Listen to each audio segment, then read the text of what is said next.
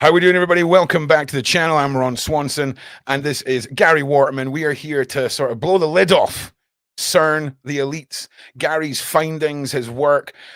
All of you, we've met Gary before. If you have not, you'll get a quick introduction in just a moment. But Gary, how are you? Since our last time we had a conversation, it's never a dull moment with you. I'll be honest with you. It's kind of like when fireworks are lit. Something amazing is going to happen, but I feel like if I get too close to it, I'm going to lose a couple of fingers. So, how have you been, brother? And how are you tonight? I'm doing well. My mind's just being blown every day. I mean, it's just getting bigger and bigger. And you'll see today some of the things I've found. It's not going to get much bigger than this. We're now going into the realms of, biblical sort of elements that are coming into this now. Yeah, it's absolutely mind blowing, Ron. I've got no real words other than just to show you the evidence and sort of explain it to you. Yeah. Well, listen. I know a lot of you, right? And this is, and you know the ones who are listening now who I'm talking about. There's certain words, things like biblical or, bloodlines or conspiracies or cabals. Some of you, it's still something that you are not getting. And there's a lot of this that has, even as far back as the chemtrail conspiracies about faked biblical events, being able to control people through religious deities and things like that, through borium and aluminium, which is what's in computer screens, and they're going to put something in the sky and all of this. It's so important that we imagine a world where they're trying to slip us up as much as we can. And there may be slivers of truths and slivers of realities, but they're all pointing the same way. And there's only so long now that they can be putting up smoke screens, be hiding, things they find on islands or things from certain rappers' mansions. We've seen it happen with missing children and a lot of the controversies that have gone on in this country. But Gary, of course, sadly, your research and mine is the thing of nightmares. So what we're going to try and do with the new episodes with Gary is, rather than put everyone through trying to refresh everyone, I'm already going to be working on Gary's document being turned into volumes so that you guys can reference back, get caught up to date, so that Gary's got an opportunity to just deliver the new information. And in the spirit of my new mantra for the Shaun Attwood channel of just shut up and listen to the guest, Gary, let's begin with your new findings, and we'll go from there, brother. So thank you. Yeah. Well, just quickly, those of you who don't know me, I was in the police for 18 years. 3.5 years of that was on a career break. And I was a director for a company called Expo Manor Freehold Limited. And this is what triggered me to find everything that we're going to be talking about tonight. It just kept snowballing. It started with me requesting some bank documents for that company where I was a director. And then at every single step, things just became more and more suspicious. I ended up getting more and more government organisations involved, and it went right up to the Home Office. And then I found out that they were involved in what I'm talking about now. So we're talking world-changing stuff here. And what I want to say straight from the outset is nobody needs to be scared. All right, nobody needs to be anxious about what I'm going to be saying. All right. I actually think this is going to turn out incredible for all of us. I genuinely believe that. And every single thing I'm going to tell you tonight is verifiable information. Okay. And it doesn't get much better than the evidence that I'm showing you, because it's a trail of evidence that's shown through the government's own registration system and how that links into a centralized government criminal fraud against all of humanity. And then everything else is just supportive information, really. So it's, this isn't a conspiracy theorist. This isn't, just someone making up some information. I don't want to be famous or anything like that. Anyone can do with my evidence what they want with it, I'm just giving you the evidence to be able to make the change on the earth. So, right, there's so much that's happened. Let me just start with some big things that have happened over the last few days, really. So back in, actually, I'm going to get my notes to help me, if you don't mind. Yeah, that's absolutely fine. I'm just playing with my layout here, Gary, just to get just to get the best sort of way for people to see the images and focus on you, to be perfectly honest. Yeah. And just everyone, while you're watching this now, please like and share. Let's get this pushed out. And a lot of people would be saying to you, Gary, how can we truly not be scared after hearing just that introduction. So just before you dive into this, just sort of, I mean, I always say to everyone, if we all met on a field, the 1% versus the 99%, the maths are in our favor. It's the power, control, and fear that outweighs on the other side. Yeah. And the other thing to remember is, don't forget, this is deception upon deception upon deception upon deception. So a lot of the stuff we're actually seeing and hearing, I'm not saying it is, but we have to consider that there's an element of deception behind it as well. Even the ultimate potential risks to all of us in what I'm uncovering. I'm not saying they are, but we have to consider that because remember, it's all about an illusion. It's all about the matrix. Okay. So, you know, I think we need to bear that in mind in all of this. But I just want to update you with what's happened over the last few days and how this ties in with something that previously happened. So back on the 14th of May last year, I had released evidence of a potential threat from directed energy, which would include potentially the cell towers and the collider technology. That was on the 14th of May. I later found out that King Charles' satanic-looking portrait that came out on that exact same day. They unveiled it on that exact same day, okay, that I released that evidence. I had no idea about this until afterwards. And for your viewers that haven't seen it, you can just type it in. I'm getting it now, bro. Don't worry. You carry on. Yeah. So this portrait is, which, there you go. So within that portrait, there's an inverted, or there appears to be. I'm getting that now too. Don't worry. Yeah. An inverted image of a Baphomet. And the Baphomet is the symbol of the Church of Satan. Okay. So this came out on exactly the same day that I released my evidence connecting to the Royal Foundation of the Prince and Princess of Wales and the threat of directed energy, which now I know significantly involves CERN, but at the time it was more focused on the cell towers. So 2 days later, on the 16th of May, I received contact from someone claiming to be the real heir to the throne. Okay, and that person is Vanessa Emery. She's happy to be identified. And of course, initially, I had to take that information with a pinch of salt. I'd already spoken to 2 other people that claimed to be the king, you know, and all of this other information. So I'm very mindful of the people that may be being sent into me. However, the evidence from Vanessa cannot be ignored. And I'm not going to go into too much detail about that at the moment, because that's going to take a whole nother discussion away from CERN, really. But it is all interconnected. But as we moved forward with this evidence in relation to Vanessa, some big things started happening. So one example, and there's a reason I'm telling you this, because of what's happened recently. So one example was I'd arranged to do an interview with Vanessa, and I publicized that interview. And that day or the day after, I can't remember, prior to the interview, I got invited on a live stream on TikTok, and it was this guy sort of just walking around in his property. And I thought, that's a bit weird. What's that all about? And you know, nobody was speaking to me on there. So I came off of it. Next thing I know, Vanessa sends me a message and says, Gary, I can't get on your live stream. I'm not on a live stream. Anyway, it turns out, and I verified it, that someone had cloned my account and was making it appear as though I was doing a live stream. Now, I'd never had that happen to me, ever, only when I advertised the interview with Vanessa. Do you know what's interesting, Gary? Yeah. Sorry, just cut in there. I saw a short today of, I think it's Instagram Reels that are taking creators who are doing English content, and then they're translating it into, say, Spanish.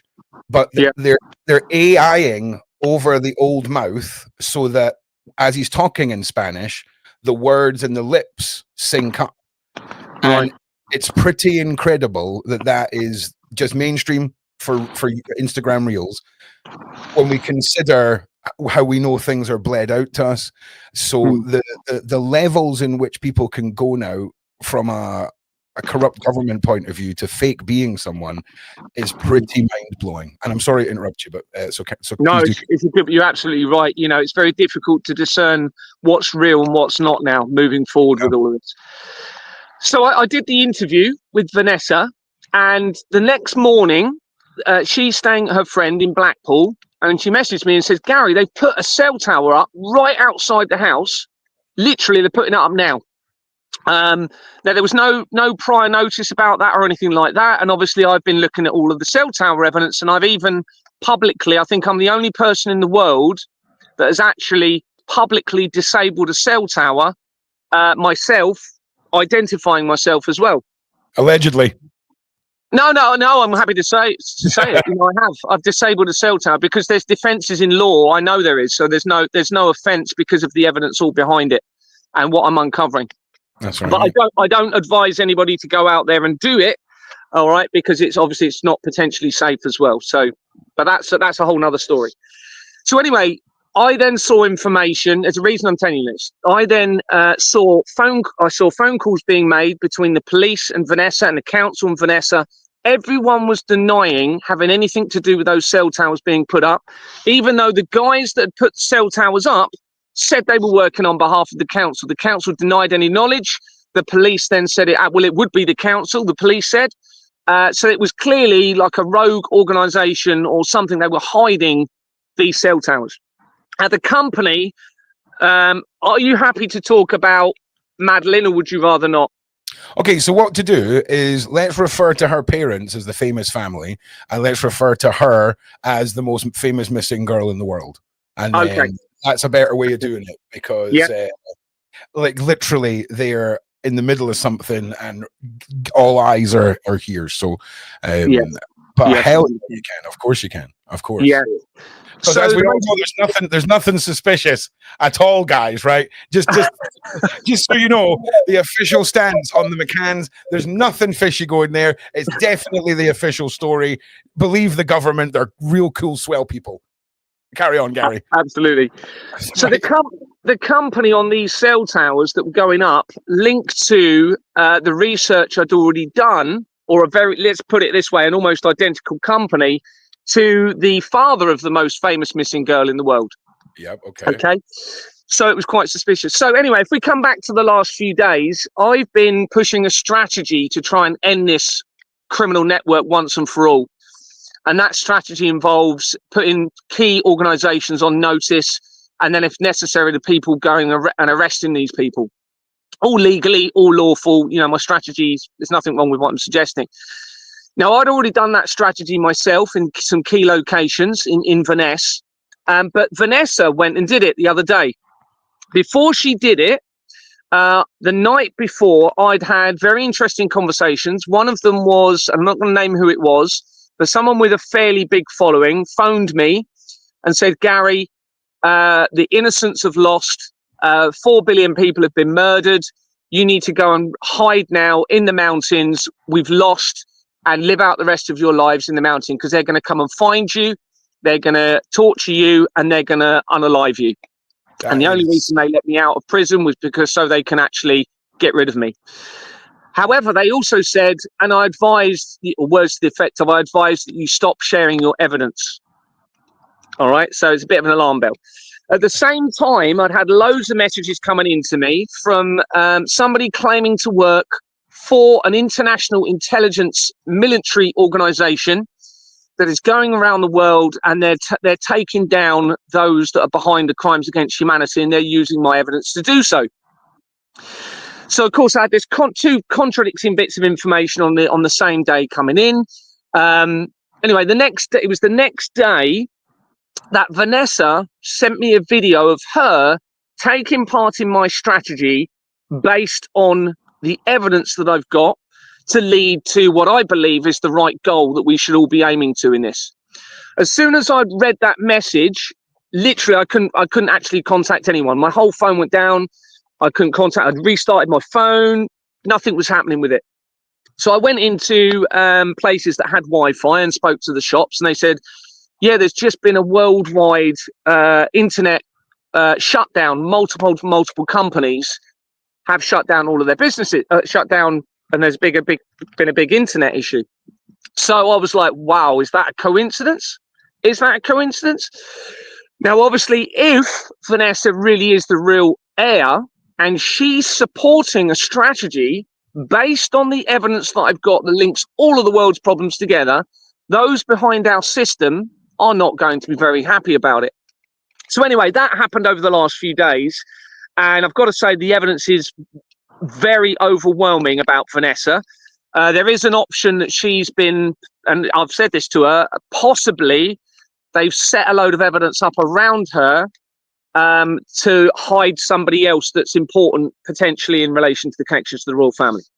So this leads into what we're going to be talking about in a minute. Well, now, which I think is, do we go for the biggest subject now straight away, or do you want me to end with the biggest? Oh, you end with the biggest. You got to bleed it out to the people. Right? In fact, you know what? Like and share for the biggest story, people. You listen. You can say I'm the gatekeeper. You can call me what you want. Okay, we've got to get this information out, and I'm trying to shut up. Okay, so give me a chance. All right, my brain's broken. But no worries. And also, so I know everyone. There's a lot of information that Gary unloads on us all. Just keep going and do your best. I know sometimes it can get a bit complicated for me and some of us. So we're all doing. You're doing great out there. Like and share.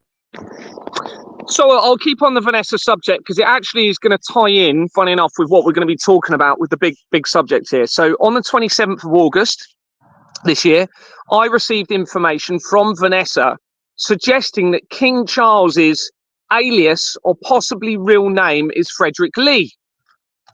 A Companies House search for this name connects immediately to Blythe Masonic Building Limited, where they were shown as a director from January to September 2005. Blythe Masonic Buildings Limited was incorporated in 1932, which is the same year as a company called CAPB Limited, which is its newest trading name, but it was originally called Robert Fleming Co. Limited and Robert Fleming and Co. Limited. Now, those of you who don't know my full story, they'll just to let you know, I was a director for this company, and because I was refusing to file forged bank documents that I'd acquired through that company, Deborah Fleming was brought in. She resigned from the NHS as a chief executive officer, came in and initiated my removal from this company after I was refusing to file forged bank documents, and it then looks as though they went and filed them. So there's the Fleming family are massive in this. Okay. Now that Fleming company, this links straight into, so at the moment I'm just saying it's the same year, which is possibly going to be relevant, and you'll see why when we go forward. But that company, Robert Fleming and Co. Limited, started in 1932, and then it changed its name the day before Larry Silverstein purchased the lease for the World Trade Center building. Okay, which was he acquired the lease on the 24th of July 2001. So it was the 23rd of July that this company changed name, and it changed to CA Premier Banking Limited. Now CA stands for Cater Allen, and Cater Allen is a very old company. It goes back to 1816, I believe, around the time that Switzerland was made a neutral country, which is all going to be related to this, because obviously you've got World Economic Forum there. You've also got CERN base there. Okay, and you've also got the Bank of International Settlements. You've also got United Nations buildings. You've got the World Health Organization there, etc. So it's a very important location in all of this. So Cater Allen, okay, is the offshore element of Abbey National and Santander. And obviously this fraud is about funneling money through offshore accounts to have the ability to defraud the masses through the taxation system and everything else. And Cater Allen itself is a criminal organization. Cater Allen Limited, I think, is that company. So anyway, going back to this Blythe Masonic company, it started in the same year, 1932. And I know that there are connections elsewhere that I've got to the Flemings and to Charles, Prince Charles, okay? And in fact, when I was in the police in Dorset, after I transferred from Kent to Dorset, I was out on a night out in a nightclub with a few of my colleagues, and there was Prince William dancing in the nightclub. Another time when I was policing an event where Prince Charles he was obviously the prince at the time, was attending. He landed in a helicopter and I watched him land. He walked off into the event, and one of my colleagues said, "I've never been in a helicopter. Can I have?" And she got in his private helicopter and they flew her around, and I think they flew her home or something like that. And I was thinking, what? This is weird. Anyway, it turns out that someone who had befriended me okay, it appears they are connected to Paul Condon, who was the Metropolitan Chief Commissioner for London. Okay, but he used to be, I'm sorry, I'm trying to keep on track of it here. He used to be the Chief Constable for Kent, where I was born. And he either became the chief, I've got it in my document, he either became the Chief Constable or he joined the police. I can't remember which one without going into my document. In 1989, which we're going to come to in a minute why this is relevant, that's the year that the World Wide Web was created for CERN, the Large Hadron Collider. Okay? Okay. So anyway, moving forward with this Blythe Masonic building, you're going to see how key this comes. And remember, this is from Vanessa. Vanessa gave me this name. I'd never heard of it before. Frederick Lee. And just to be clear, Vanessa and the Fleming family, you're basically alleging that these are the rightful heirs. Is that right? This is, and again, I'm just making sure that my brain's following the story. So that's all that I'm clarifying here. And basically, the Flemings are fighting for the truth and with you to help expose all of this, right? Oh, no, I mean, the Flemings seem as though they're against me. They're the ones that initiated my removal from Exbourne Manor for refusing to file the forged bank documents. Right, that's completely separate. I'm with you. Yeah, and they're linked to, you've got Ian Fleming, who is linked to the Navy and the intelligence agencies. You've got Alexandra Fleming, that was brought in, that was invented the penicillin. They're also linked into J.P. Morgan, and J.P. Morgan are behind Tesla. That's right. That's right. Yeah, I just wanted to. Yeah, I'm trying, Kyle. Okay, I'm producing in the background as well. I'm doing my best. I just wanted to double check. Let's go. Yeah, and just a quick point, since you mentioned it, the other important thing to mention is some of the Fleming family lived in the same remote village, which is Glencoe in Scotland, as Jimmy Savile. So they would have known each other. Okay. And last year, you can go and verify everything I'm saying. Last year, they demolished Jimmy Savile's property, even though he died in 2011. So as I'm releasing all of this evidence linking him with Jimmy Savile, they go and suddenly demolish his cottage. Okay. Anyway, right, so this Blythe Masonic Buildings Limited, as I said, we've mentioned that, where we're going with it. There does not appear to be an opportunity to view the incorporation document for this company, which is quite unusual. On searching Blythe's, remember it's Blythe Masonic Buildings Company, on searching Blythe's connection to King Charles, an interesting and likely relevant article is revealed referring to Charles Blythe, the last Scottish Gypsy King. The connections being made to the Cray twins, with their gypsy background, and the research suggesting their possible involvement in the infiltration of the royal family cannot be ignored. It has to be considered that a fake name of Charles was used for this reason. And I'm going to come into why I'm saying that in a little bit more detail now.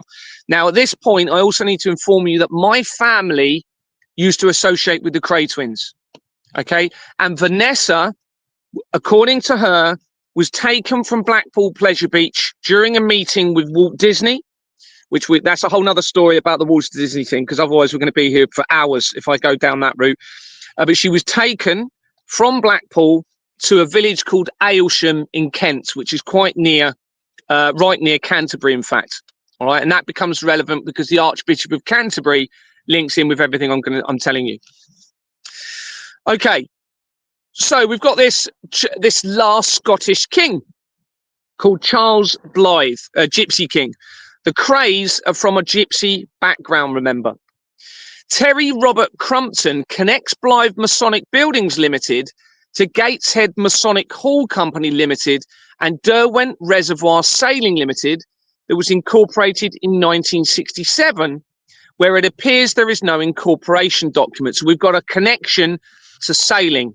All right. Now, this is important because throughout the research, there's yacht companies, and it looks like what they're doing is laundering some of the money through to yacht companies. This is why I suspect you've got the scandal with Michelle Mone, with the PPE scandal, with her husband's company.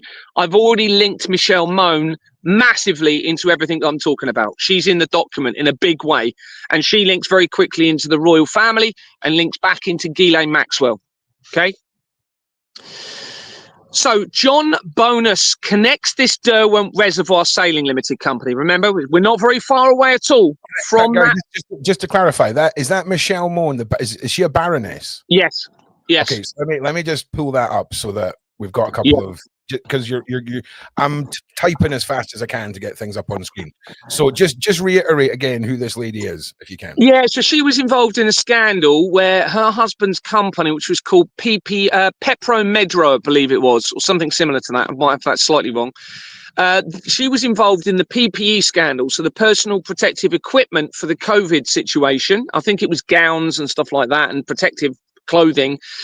And there was a scandal where apparently she had acquired a yacht, okay, through the payment system of those organizations, okay, through a priority system where they were, I can't remember what it's called, but where they were prioritizing certain organizations to be used for the COVID situation.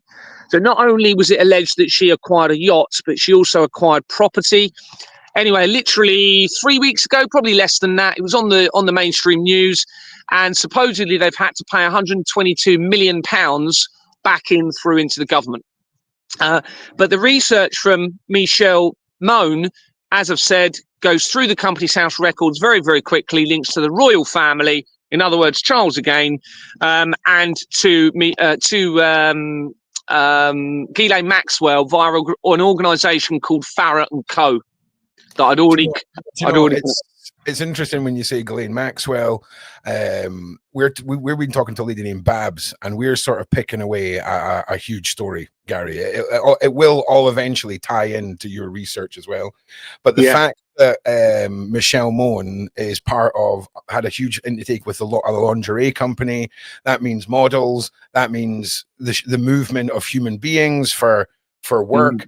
And it's very scary when you see the realities of what some of these women are going through, and men are going through, that get tied into these industries. And with yet another one now connecting weirdness to the royal family that has modeling ties and access to these girls is staring us in the face. So again, sorry for interrupting, and do carry on. No, please do. So this company, Derwent Reservoir Sailing Limited, it links to the Royal Yachting Association. So now this story is appearing credible, okay, because we've now got these records through the company's house connecting this name Frederick Lee not only to Masonic companies but to a royal company. Now bearing in mind, remember, this came from Vanessa, this doesn't come from me, okay, but see where it leads. Okay, so this was incorporated, this Royal Yachting Association was incorporated in 1966, which is the same year as the foundation of the Church of Satan, and it's also the same year that the World Trade Center World Trade Center building was being conceived, when they were actually talking about building it, which is no coincidence, I believe. Now, and it has its registered address of RYA, obviously Royal Yachting Association, Ensign Way, Hamble in Hampshire. This is where Deborah Fleming was the NHS chief executive for Hampshire, Isle of Wight, and Dorset. So I've mentioned that.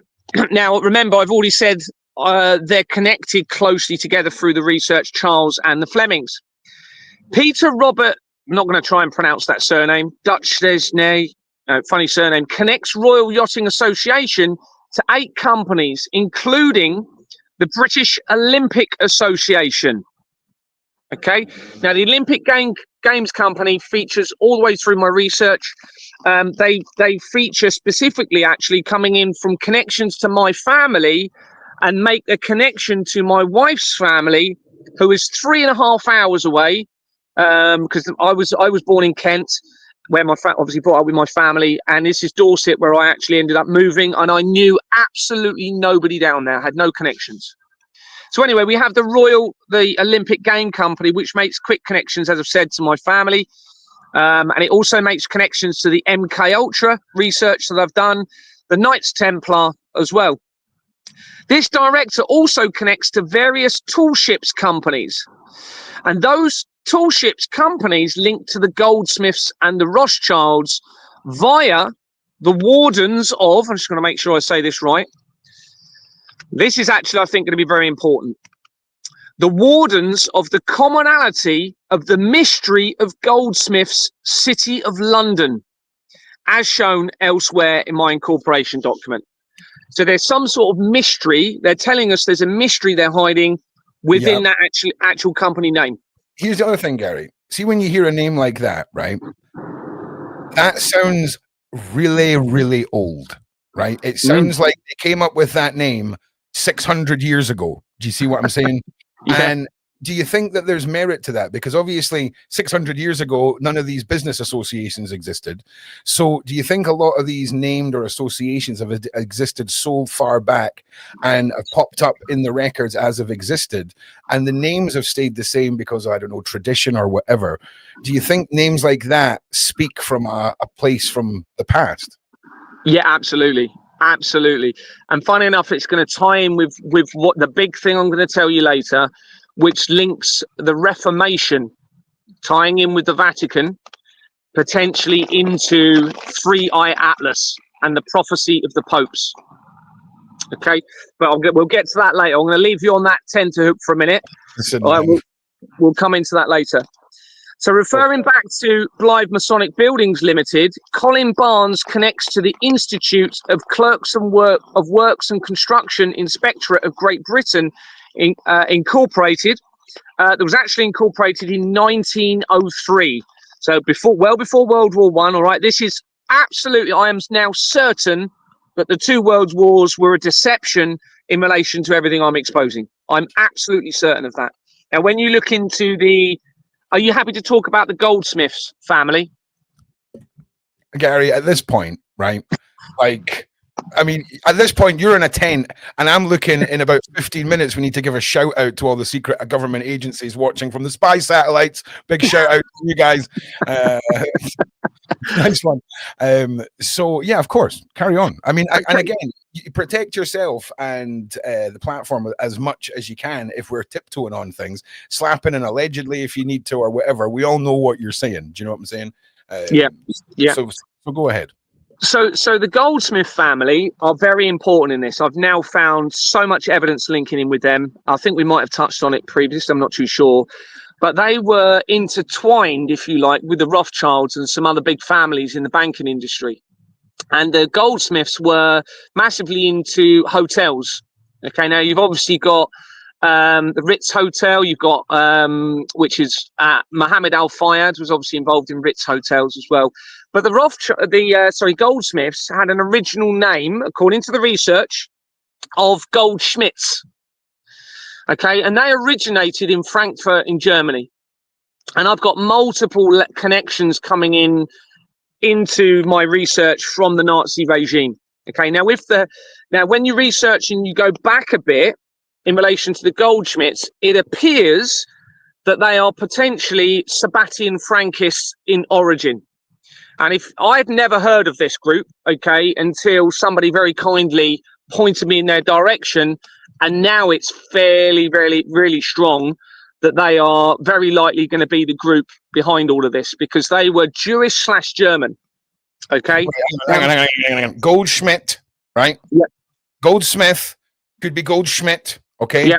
And basically, no big deal. You may have stumbled across the name, the family behind all of this. Well, they're certainly massively involved in it, put it that way. And if the Sabbatean Frankists, if we look at what they were all about, and they go back quite a few centuries. I was just about to ask, how far back have you traced them? I think it's just, you can just look at the history of them, and they go back to, I think it's the 13th century off the top of my head, I think, which actually ties in with the Reformation that we're going to be talking about later. All right. You had the English Reformation was in the 16th century, but when it started around the world, it was actually the 13th century, I believe.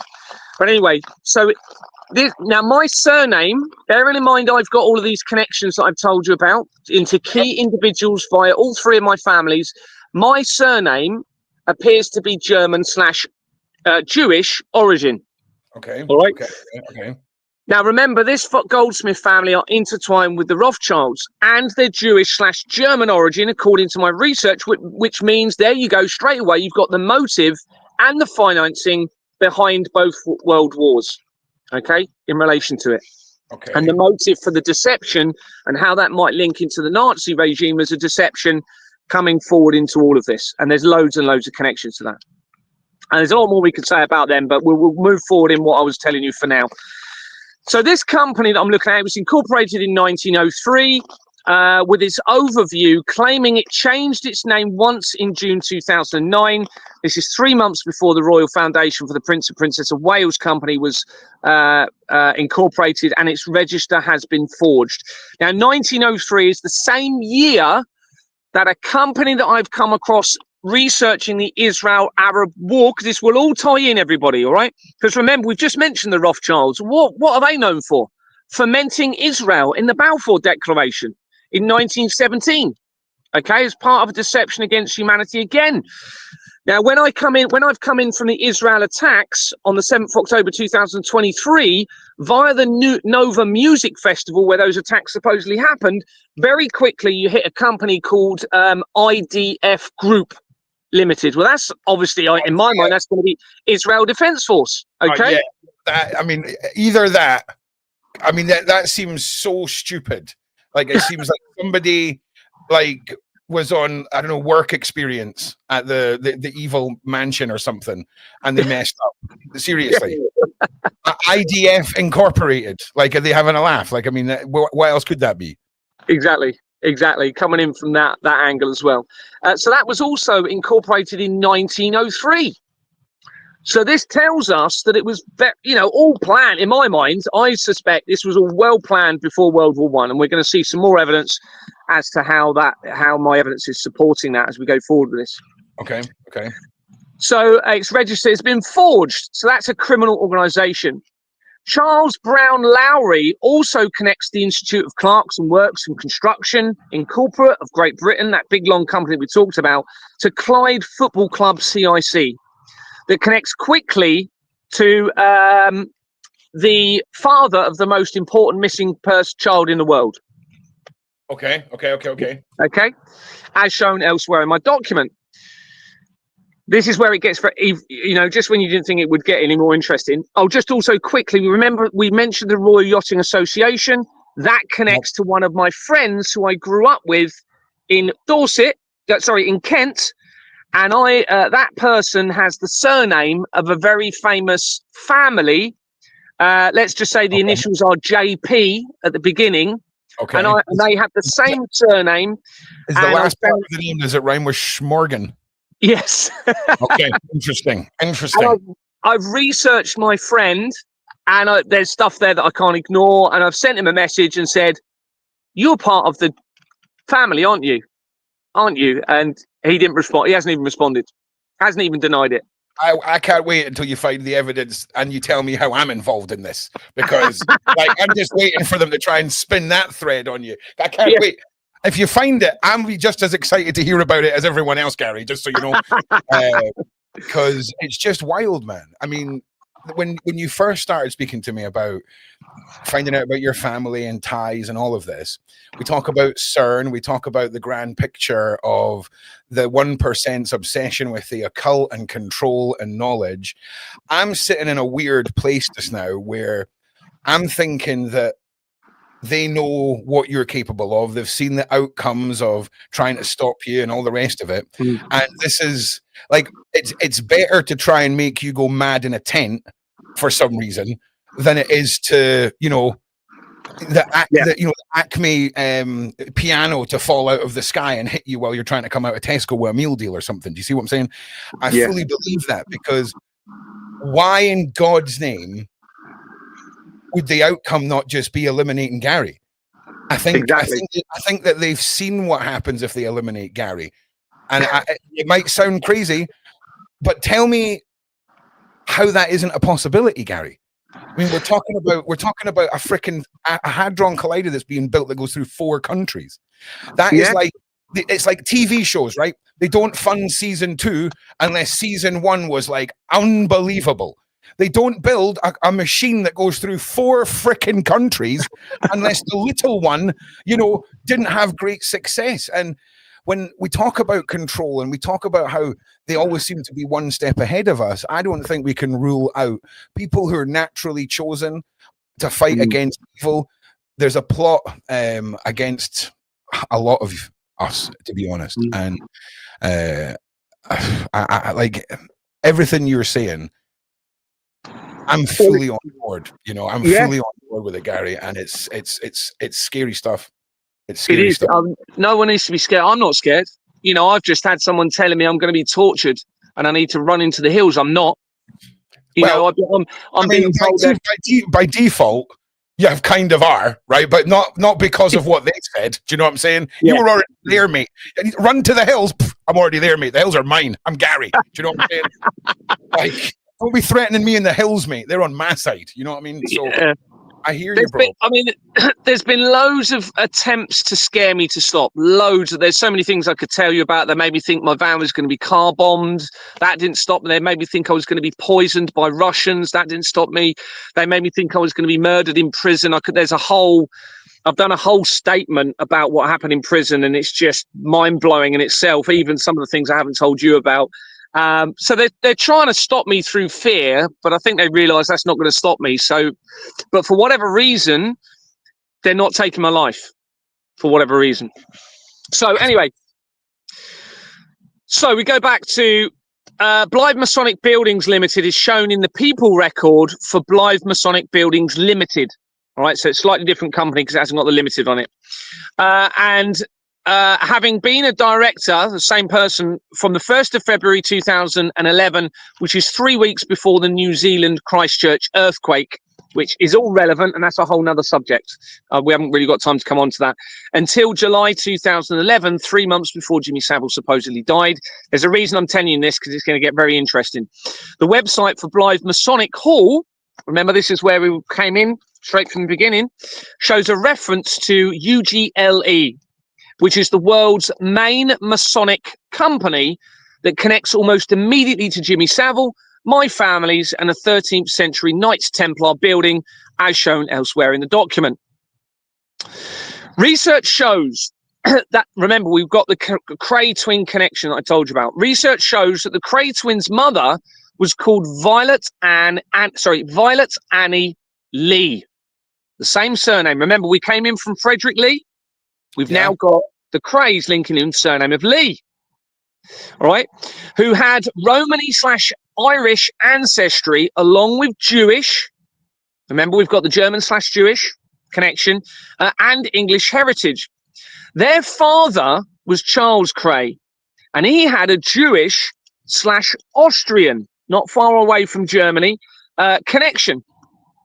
A company's house search shows a Violet Lee, remember that's the name of their mum, connected to St. George's Court Management. Oh, where's the screen gone? Oh, blimey.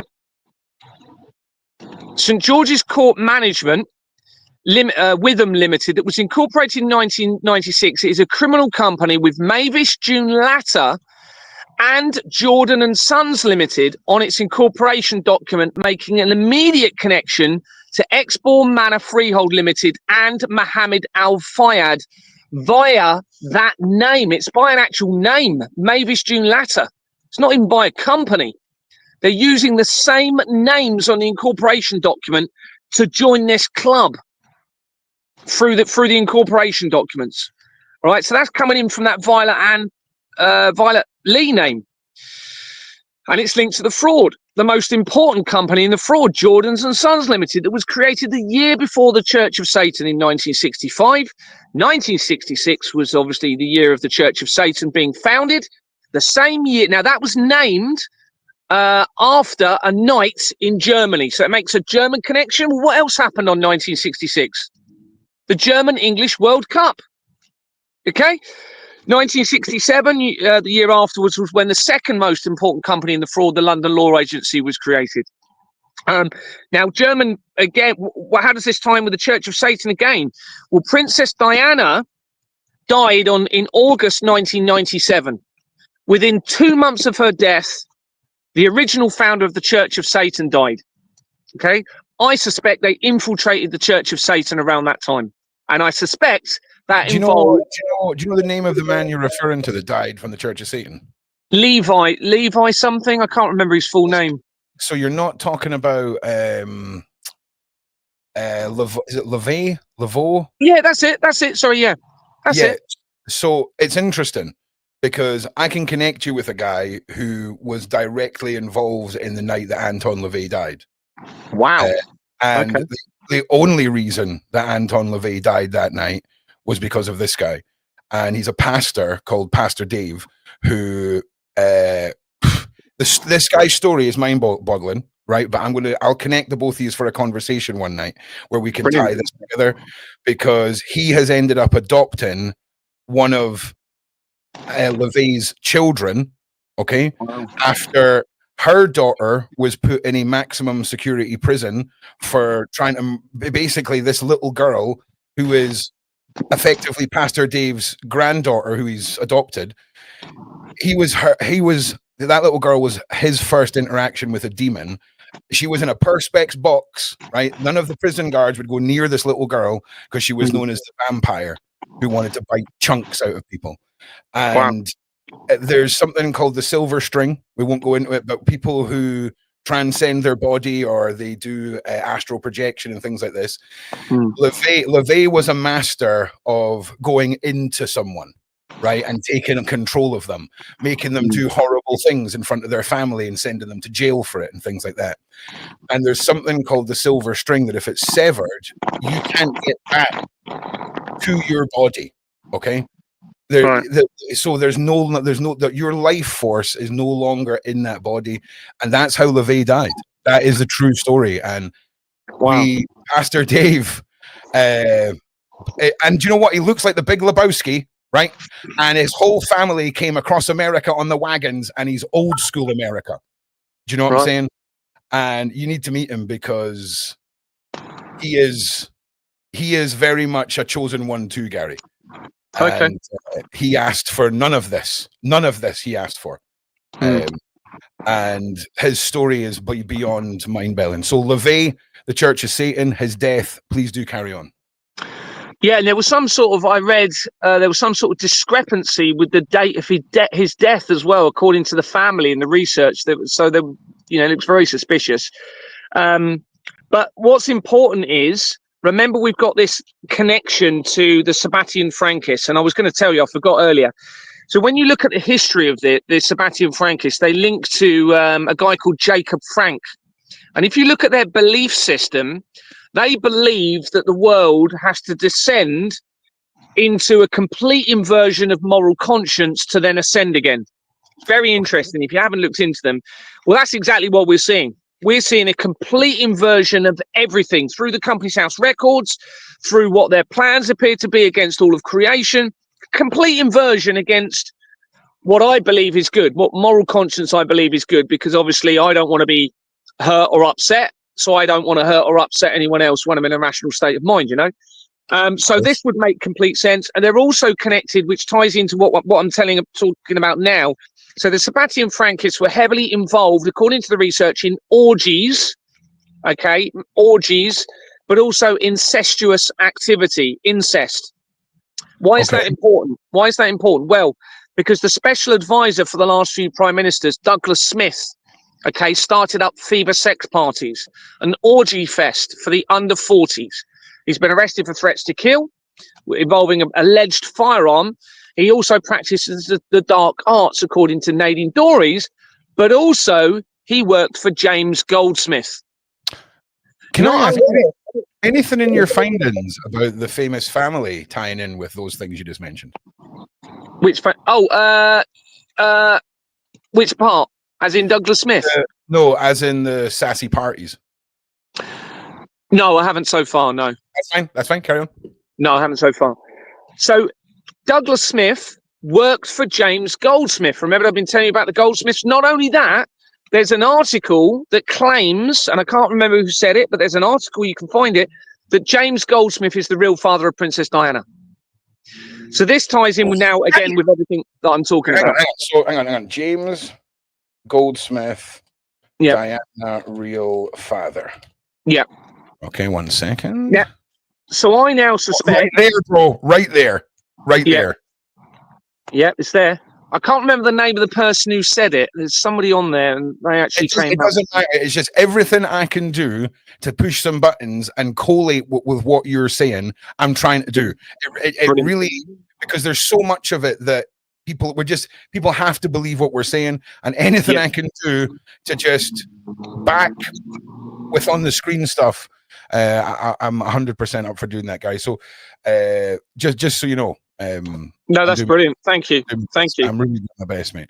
So obviously, with all of that information, there's a lot more. We have to consider that. Obviously, something. If Diana really did die, then maybe she was trying to come out with something that she knew. Obviously, I mean, there's a lot of speculation around that. But we have to say, because of the timing of the death of the original founder, within 2 months, and all of the other evidence I've got. Then I suspect that was an infiltration of the Church of Satan around that time to make it look like what was coming was the Church of Satan to try and hide the Sabbatian Frankists.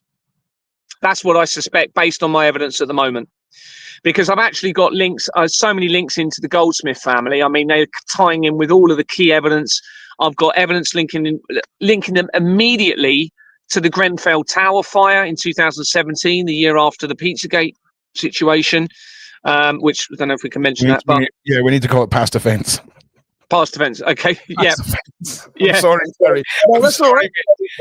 That's all right. You can say it one time, but yeah, past offence. Everybody is past offence. Worries. So yeah, all of this now is being connected to things. So, but just going back to, I was talking about the Cray twins because this becomes obviously relevant because remember I've already got a connection to my family. And we've also got links in to another name. So Vanessa, just quickly whilst I'm thinking of it, Vanessa claimed that the infiltration took place, as I've said, at Blackpool Pleasure Beach. Well, the owners of that Blackpool Pleasure Beach is the Thompson family. And how far back are we going to Blackpool? And Diana? Vanessa. Vanessa. Well, listen. Oh, God, I'm sorry for interrupting everybody. Gary, I want you to restart your point. Yeah, we've just busted, not we, but a friend of mine last year busted an artist who was Prince Charles's advisor for 4 years, worked closely with Charles, lived next door to Diana. He grew up painting all the pictures of the royal family and all of this stuff. He was on a first, very, very, very, very, very friendly basis with the Diana, had letters from the Queen, everything. And he was busted for contacting a 14-year-old boy. And the way the police have handled this is the opposite to the other 400 convictions that this predator busting team have had. And he's based in Blackpool. It's a very important location. It's a very important location. I'm sorry for interrupting. Okay, I'm going to go back to being quiet and letting Gary talk. It's just sometimes there's little, and it's how prevalent he was with the Queen, Gary. Like this guy, I mean, he worked at the palace for 4 years. And he talked about how Prince Andrew would slap him on the arse as he went up the stairs and stuff. And they took 19 or 20 devices out of his house. Everything's just tying together as if for the whole of history, the evildoers have been in the same place. It's just different doers doing the evil. Did you see what I mean? And again, apologies to everyone. I'm going to be quiet. Gary, please just restart that whole point again about Blackpool, and I'll just stum now. Yeah, so Vanessa claimed that an infiltration took place of her family where she was kidnapped at Blackpool Pleasure Beach, and it was during a meeting with Walt Disney and her family. Now, a lot of people don't realise that Blackpool Pleasure Beach was the inspiration for all of the Walt Disney resorts. It's a very important location. It actually, the lady that was, I think she still is actually, I think it's Amanda Thompson, her name, possibly not Amanda, but she now was involved in international theme parks. That's how important Blackpool Pleasure Beach is, all right? And of course, when you start going into the Walt Disney research, you then you're talking Werner von Braun coming over from the Nazi concentration regime into Operation Paperclip, leading into MK Ultra, where he knew Walt Disney, according to the research, and he knew Hitler. and the Flemings were involved with Werner von Braun as well. So you then have a really good connection in the research to those that's being supported through the Company's House records. Okay. So Blackpool Pleasure Beach is really important. And then Blackpool Pleasure Beach then makes connections back into Kent, because you've got Margate, which was where you had a theme park that used to be called Benbon Brothers. Was it Benbon Brothers? When I was a child, I used to get taken there. I think it's now called Dreamlands. I have no idea. I was a Centre Park kid growing up. Oh, yeah. Much more classy. Much more classy. So you've got this connection to Kent as well, which is obviously where the Cray twins are very, very, were very, very prevalent. I didn't realise how prevalent they were in Kent, actually. So going back to this company, so we're coming in from the name of the Cray twins' mother. And we looked at a company called St. George's Court Management. Well, somebody from that company called Michael Matindall connects to a company called Glowbug Limited that was incorporated in 1988, which is the year before the creation of the World Wide Web for CERN, which we're going to come into later. And it has a registered address of Leathers LLP, which is relevant for another reason. Michael Robert Leather connects Glowbug Limited to 35 companies, including Eli Chemical Company Limited, that was incorporated in 1995 and has a registered address, a registered address of a post office. Because the post office scandal is also all part of this, okay? That was never an IT issue, all right? That is to do with what I'm exposing. The largest miscarriage in the UK's history, according to Richard. So everyone knows, the reason that this is all going through the company's houses and this is so long and drawn out, and how one company goes to the next and next and next, it's a massive global fraud system, Gary. That's the layman's terms of it all, right? Just in case you're new to this and you're wondering why all of this is so long and complex. It's by design so that nobody can really point it out unless you're hyper focused on it, and that's what Gary is. So just to get everyone caught up, because a few of you are wondering, so please carry on. It seems as though they put the truth of everything within these records, and then they've been mocking us. You know, it's always been there, and it's just taken the right person with the right skill set, you know, and the right moral conscience to face it all and expose the whole lot. And for those of you who are asking why, we were dealing with stuff that is getting close to a realm of science or mystical occultness that a lot of us aren't really going to understand. And who knows what deals have been made where part of this is you have to bear it all so that it is able to be found, because it doesn't make any sense as to why they would leave these trails, but you never know the reasons behind the full story here. Now, Gary, I swear to God, if they've just taken out Gary with a satellite weapon, I'm going to be very disappointed. So we'll give Gary a chance to reconnect, but it's just incredible every time. Thank God. Wow, mate, I thought they'd got you, mate. I thought that was it. I thought that was it, right? I was like, what? I'll tell you something, if they ever take you out with a satellite weapon, I hope it just doesn't cut to black. I hope we get like something. I hope we get something. In fact, do it full on, like make it just like a grey alien arm comes in and grabs Gary from the side. Gary, like pull him through a field, give us like the phone going up the way, and we just see the ship, and Gary gets sucked up and the phone drops, and then it cuts off. That I could pay my rent with that for the next 5 years, mate. That's all I'm saying. Okay, so do it in a theatrical way. Don't just nab him. Don't just nab him in the middle of the night, man. I joke, but I mean, it's a coping mechanism, Gary, because of how real the situation is. So,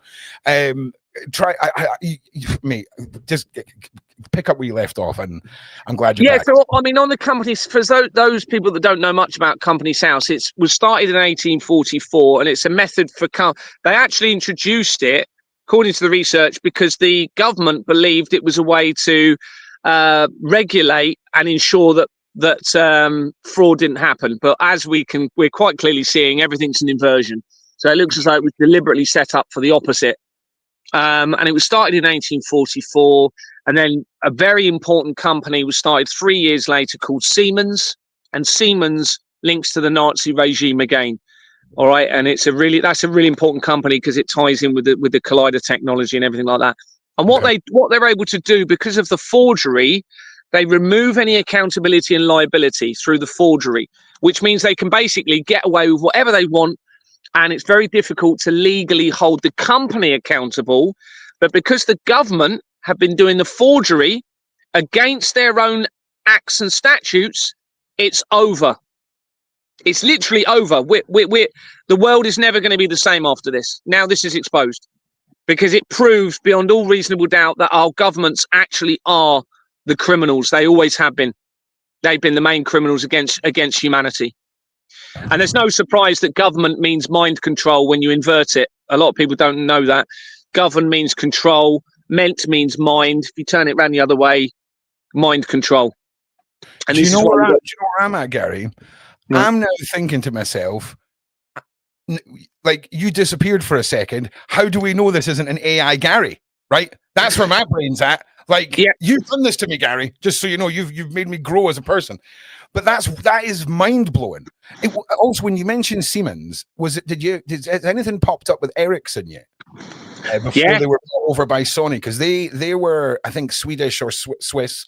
It's one of the Scandinavian countries, and they were the developers of Bluetooth, and they then got bought by Sony and became Sony Ericsson, blah blah blah. But they've, the fact that the Bluetooth symbol is basically this rune here, and that Bluetooth was named after a Viking, it's all mystically in it again, and tying in with technology, So I just wondered if we are definitely heading to a spiritual conclusion in all of this. And when we come to the big evidence that I've found today later, you'll see, how we're coming to the end of all of this. We 100% we're coming to the end. I don't know what end that's going to be exactly, but I'm very hopeful, because otherwise I wouldn't have this evidence. If we all wake up like in the Matrix, and it's just grey sludge, Gary, and we're battling the freaking androids, I don't know how I'm going to feel about it, mate. Okay. Well, I'll be honest. I actually think what I'm exposing, this is the Matrix, the forgery through the Companies House Register, because what it means is literally everything is an illusion under their own acts and statutes. 100%. Because of the forgery. Yeah, 100%. That is the minimum, Gary. I mean, we're talking here about, if we were to put on any classic mafia movie, right? And they're, laundering money, they're shaking down businesses, they're doing things under the table, all the rest of it. It's the same business model. It's just amplified by a trillion% in evil, with a mixture of occult and ancient bloodline traditions and ceremonies and control and money and power, but not power like we think. And can I ask you something? We've been talking a lot about a guy called Ron Burkle recently. Anything to do with Ron Burkle popping up? No, not that rings a bell. No, okay, that's fine. No. Do you find that even to you, there could be a layer of billionaire, right? And I don't mean bloodline billionaire. I feel like with some of the other research that I'm doing with our guests, we're stumbling across a certain type of billionaire who's made a billionaire to do deeds, right? And it's like the Epsteins and the Ron Burkles and things like this. They come out of nowhere and have this success, because in any criminal enterprise, the triangle, right? The people that buy the substances aren't the people on the corner selling them. So when it comes to these billionaires, you have to assume that it's safer for the bloodlines to have a fall guy, even at that level, where you can afford to create a billionaire to be the face of evil deeds, so you can be further protected. Have you stumbled across anyone that fits a purpose-made billionaire narrative, or is this maybe a part of the puzzle that is yet to be brought to you, if that makes sense? And everyone I'm talking about is American, by the way, if that helps for why you might not have heard about it. They definitely have fall guys and scapegoats, but they also can make an illusion of those scapegoats. So obviously they can say that, they can say that someone's gone to prison, or make us suspect that someone's been unalived, but they probably haven't. They probably haven't. And then we've got to come back to, well, why am I still alive?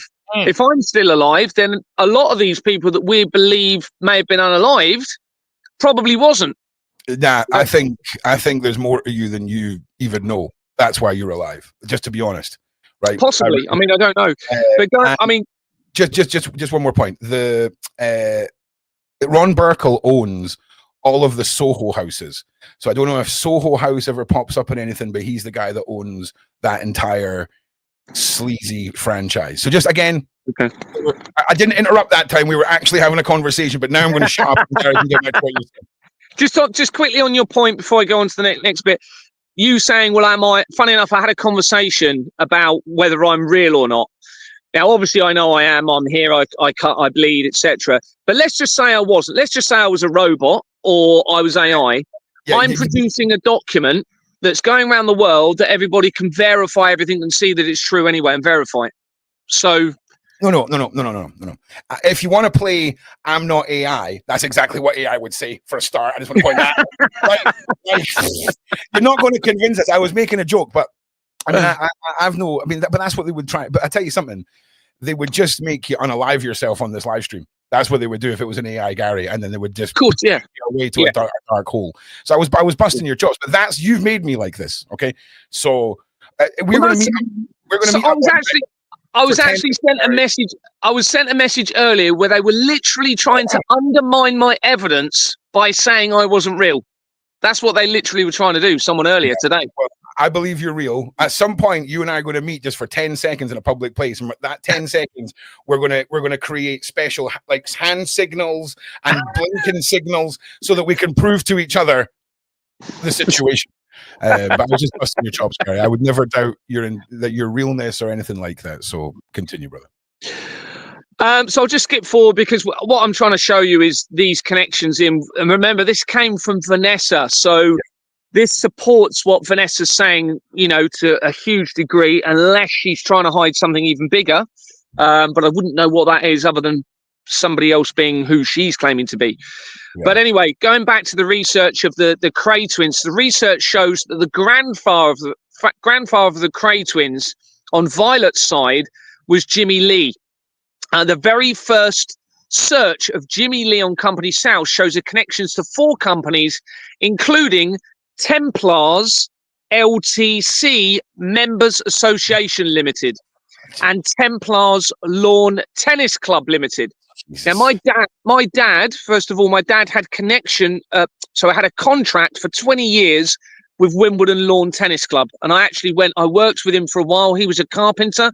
And I remember going there and I stepped on centre court. Obviously, it was no game. Stepped on there and this alarm went off. And I was like, wow, they've got the whole thing as alarm to protect it.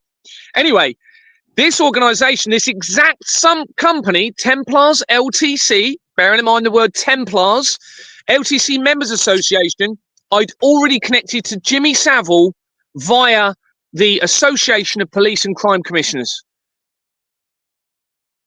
So let that just sink in. From a name of the Cray twins' grandfather, immediately to Jimmy Savile and the Association of Police and Crime Commissioners.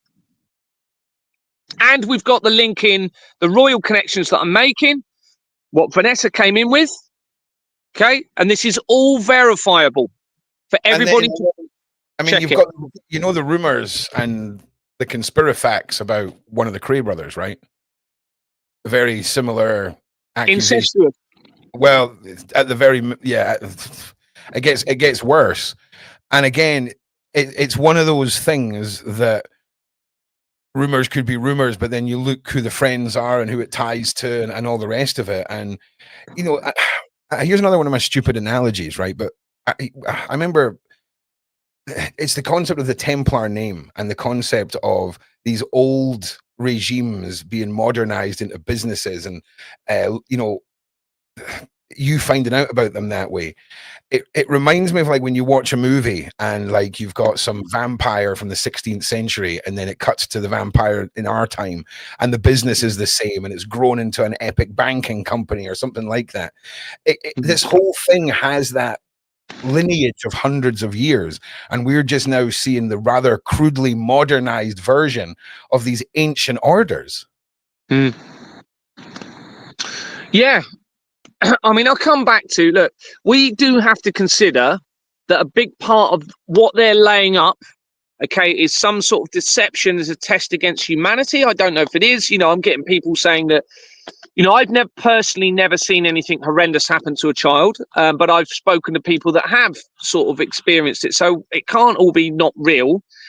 Obviously, when we start talking about the realms of CERN, possibly CERN's not real. It's possible. Gary, let's just touch on that for a second, right? Yeah.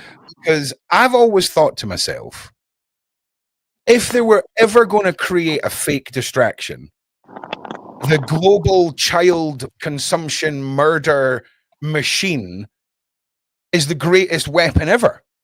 Because who's not going to stop in their tracks and be distracted by that? Yeah. No one. I'm not saying it's not real, but for a second in this conversation, imagine a weaponized version of that to keep everyone triggered and scared and distracted. Because, Gary, I mean, there's nothing more stop you in your tracks than some of the stories you hear, and again, I'm not saying anything. I'm just saying for a topical discussion point, it's a fascinating theory. And it was just when you mentioned that there, I'd actually thought about that about 10 minutes ago, Right, yeah. Even to a point where it's conspiracy on conspiracy, because if you've got 40,000 missing children from one natural disaster, I mean, don't get me wrong. Sure, there could be a huge underground furnace and they're just churning out bodies into ash after their evil doing. Of course, that could be happening. But statistics that people then deny from a government is also an incredible weapon to keep people divided and arguing and distracted from, again, a bigger picture. I'm not saying any of this is unreal. I'm just saying what you touched on was a thought I had, and it's a fascinating point of discussion. It really is. It is. And I've even had to think, Ron, and funny enough, I had a conversation with one of my contacts yesterday. Yep. Is it possible that they somehow created a deception around the World Trade Center disaster? This is a conversation I've been having, and obviously very difficult to bring down 2 or 3 buildings in a city like that. So I think we can all safely say that those buildings came down. Bro, how does it for a start? Let's just say planes could totally knock down the building, Gary, right? Let's just say that could happen. How do they fall into perfectly sliced up 30-foot pieces of girder when they were loading? Because the fireman, the chief fireman that sadly passed away, he was like, I hear multiple explosions. This guy is 30-year career, bro. Like, he is the Chuck Norris of being a fireman. And his story with regards to 9/11 is mind-blowing. And when you see the scene of 9/11 and you see the rubble, and you see them, for a start, illegally clearing up the rubble and clearing up the crime scene and taking everything away, those girders are all the same size and they've all been cleanly cut. And I want something else. How do you announce a building's collapsed 2 minutes before it collapses? It's mind-blowing. I'm sorry, I'm letting Gary speak. Okay, it isn't. I mean, I yesterday it was very, and we both came to the conclusion, well, something obviously happened to the building, because you wouldn't be able to create that as an illusion to a massive city like that with so many people around. However, is it possible that they used enough actors and nobody died? I don't know. But then somebody I spoke to, they said, well, I know, I've actually seen the videos and it's showing people that you got them jumping out the building, the windows, etc. But Gary, I would be more down for discussing were the planes we seen the test run for how convincing the illusion in the sky could be, and everything was just explosions. Because when we talk about convincing us all of something we've seen, I think my argument would be the planes that we saw flying in, was that the practice run of making a biblical figure appear? Is there could they convince us all of what we've seen? I'm not saying that's exactly what I believe, but that's a point of discussion that I think should be more of your focus, because none of it makes sense, bro. No, and none of 9/11 makes sense. I remember sitting with my firstborn child, Kirsten, in a car seat, and I knew the world was never going to be the same. And that was one of those moments, right? Yeah.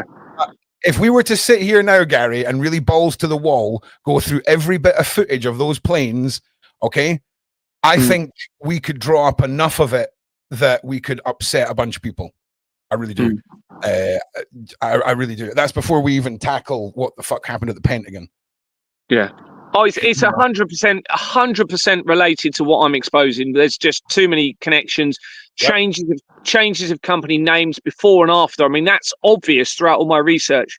So they change a company name before the World Trade Center disaster, change it afterwards, or they create a company. It's all the way through my research. It's absolutely not going to be a coincidence. I mean, I have to say, credit to their admin capabilities, if nothing else. I mean, even towards, their admin is on point. It really is. Yeah. So, yeah. And I mean, this ties in with the Church of Satan again, because after the death of the Church of Satan, they re-established it in 1999. And then in 2001, they brought in a new, the same year as the World Trade Center disaster, they brought in a new high priest of the Church of Satan called Peter Gilmore. And when you look at my research, this is another subject really, but he looks the spitting image of the mayor for Glastonbury. And I've got evidence coming in to Glastonbury linking into the blood of the children, taken from the children in all of this. So, yeah, I mean, there's loads of stuff like that I could tell, but they look like the same person to me.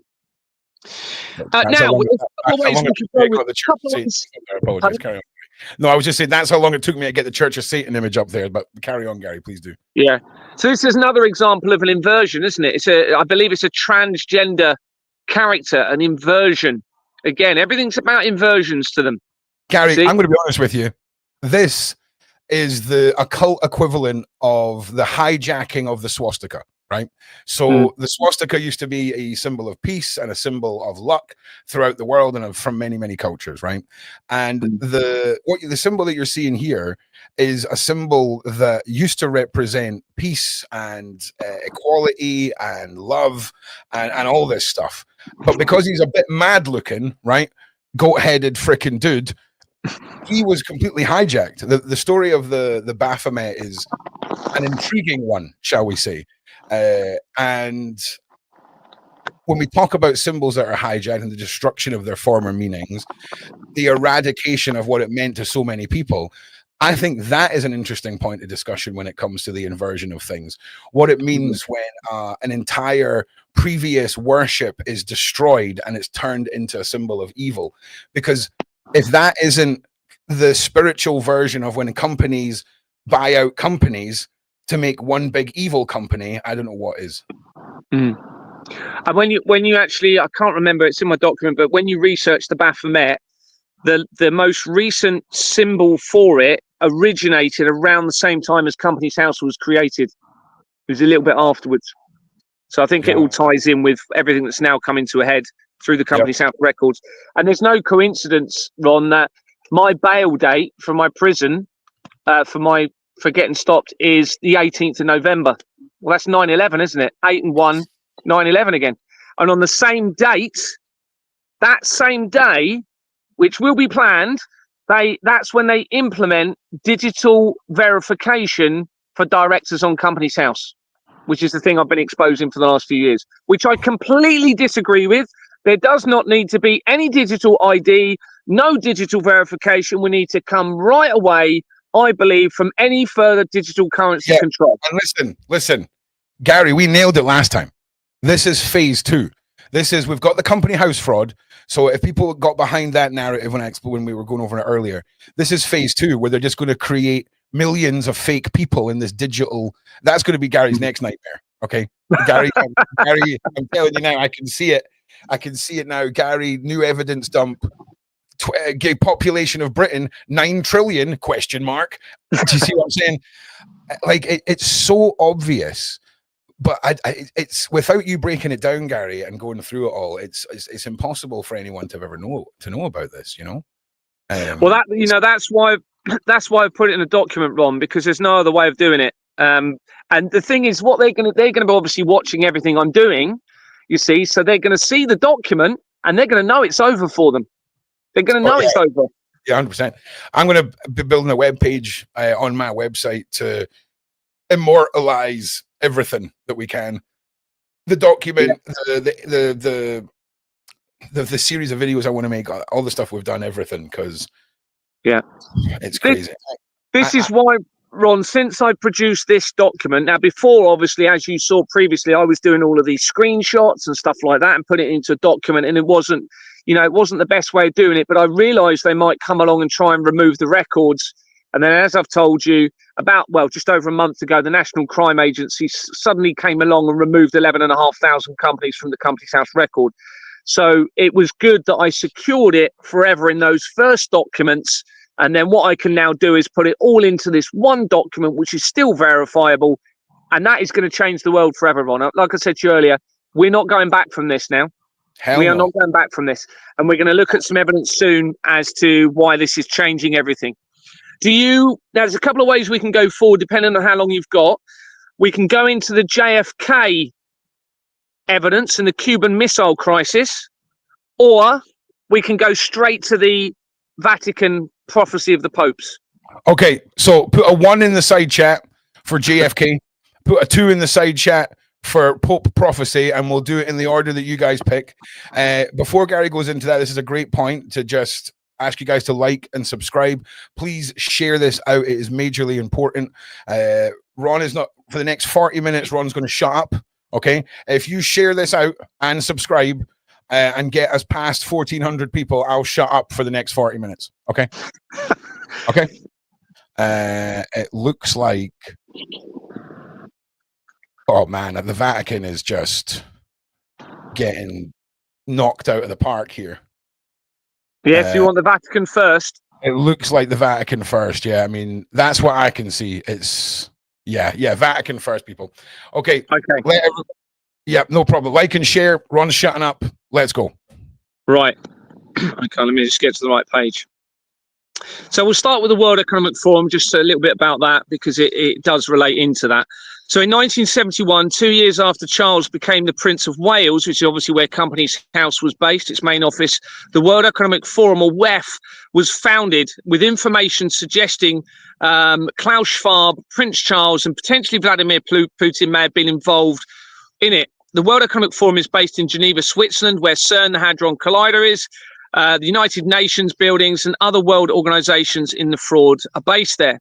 Switzerland appears to have been a part of their agenda going back to when it was made a neutral country in 1815. And remember, Cater Allen was created on as an original company on a year afterwards in 1816. And Cater Allen links to the Flemings via that company that we spoke about. Within 3 days of me sending my evidence to the WEF in 2024, Klaus Schwab announced that he was stepping back as the chair for the first time since 1971. And that was my evidence at that point was sent to about 200 emails. It included the World Economic Forum, FBI, NATO, and United Nations. Schwab later resigned, which is why we're going to come into this. Where were we? He later resigned with a supposed investigation pending, all right, because they wanted to leave it open that they could disclosed that actually he was involved in something on the same day that the Pope supposedly died, and both 88 years old. Now, I believe they've staged that. I don't believe he probably didn't die. This is no coincidence and was likely staged to fit the possible falsified prophecies, or a cover for real prophecies, which we can come into later, including the prophecies of the popes, which we're going to start talking about in a moment and how this ties in. Let's just make sure I come in there. Okay, on the 16th of October, so very recently, as my inquiries continued, articles emerged that King Charles was visiting Rome, and that for the first time since the 16th century Reformation, a British monarch would be praying with the Pope. This is a huge sign that the world is coming to the end of an era.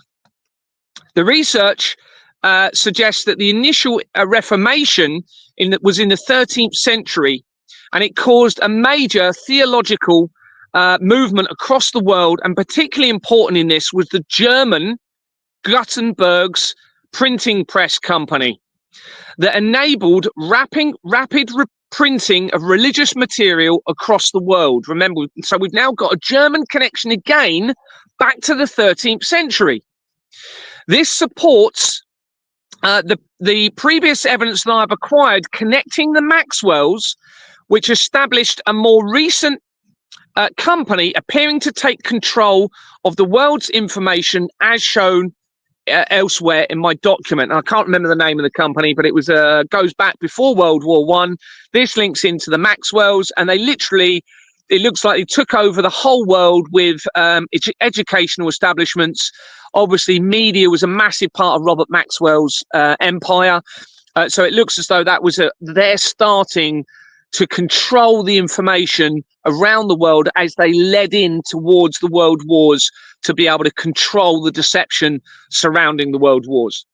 The Reformation was a major influence on forming governments around the world, with government meaning mind control when inverted.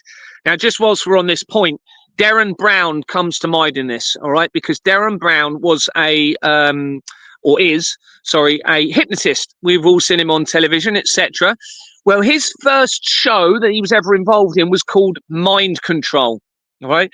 When you come in through there, through his research, he did a show in 2012, which ties in with CERN that created discovered the Higgs boson, a God particle in 2012.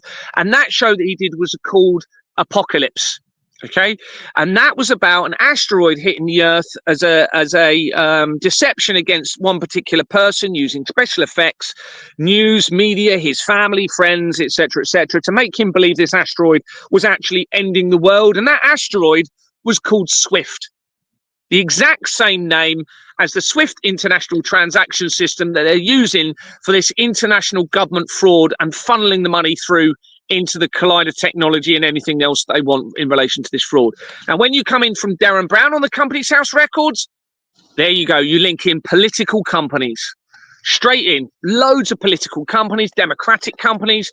Sorry if you're a Reform fan. They're all compromised, everybody. There's a Reform company there. When you go further in from him, there's the College of Policing, tying back in with the deception within the police. Remember, we've already got the the Association of Police and Crime Commissioners. They were actually started in 2012, the same year that CERN discovered the Higgs boson, a God particle. And the Association of Chief Police Officers of the United Kingdom was originally founded in 1947, which is the same year that the Doomsday Clock was created, a visual representation of an upcoming man-made apocalyptic event. And it was the year after that the Israel-Arab war happened. Again, remember, you have the Balfour Declaration involving the Rothschilds in 1917 that fermented Israel as it is today. So anyway, going back to the Reformation, so we had it started to form the governments, or potentially the controlling through the minds of the world, right back in the 13th century, linking in with religion. Remember, because you had this German company that rapidly allowed the religious scriptures to go right around the world. So the prophecy of the popes, there's a few bits I'm not going to read because I've just copied this from some information. And it basically goes back to, it purported, to predict the popes, okay, along with a few anti-popes of the Catholic Church, beginning with Celestine II. It was first published in 1595 by Benedictine monk Arnold Wion, who attributed the prophecy to Saint Malachi, a 12th century Archbishop of Armagh. Now, obviously, 12th century, so that's just about 100 years or so before the Reformation began. The Reformation in the UK or in England was in the 16th century.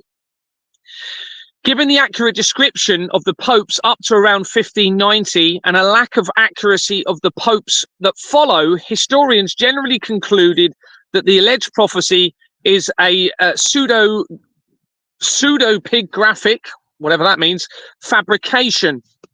Let's go to the next page. And we're going to get into the Company's House records and see how this becomes important. Written shortly before the publication, the Catholic Church has no official stance, although some Catholic theologians have dismissed it as a forgery. The prophecy concludes with a pope identified as Peter the Roman, whose pontificate will allegedly precede the destruction of Rome, the last judgment, and the end of the world. Now, remember, I think we're going to mention it in a minute anyway. Speculation has it that Pietro Parolin, sorry, I'm probably pronouncing that completely wrong, but his first name is Peter, okay, may become the next pope. And this means that the name will be Peter, fulfilling the potential prophecies of the Pope.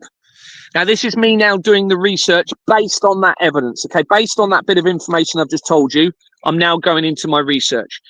And that suggests that this could be the case because information states that he was one of the primary architects of the Vatican's 2018 agreement with China, which allows the Pope to approve and veto bishops approved by the Chinese Communist Party.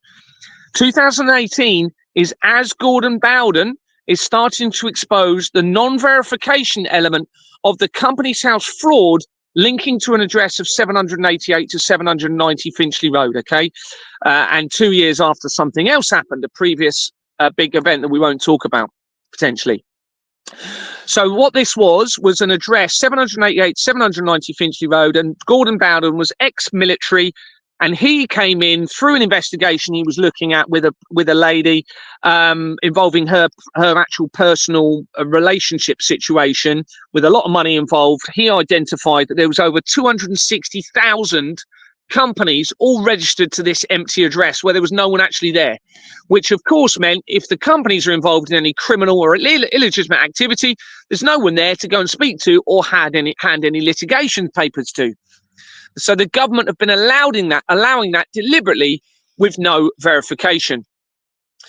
During the 2025 Papal Conclave, over which he presided as the senior voting Cardinal Bishop, Parolin, so the same person we're talking about, was considered that he was papable, a leading candidate to succeed the current Pope. So this was this year.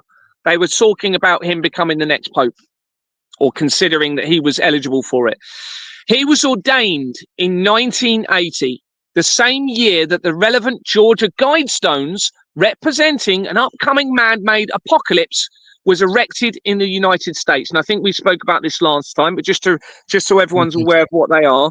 They were granite stones that were erected in Georgia in the United States. They were designed in 1979 and they were erected in 1980. And they represented an upcoming man-made apocalyptic event. Again, bearing in mind we've got the doomsday clock that I've told you about.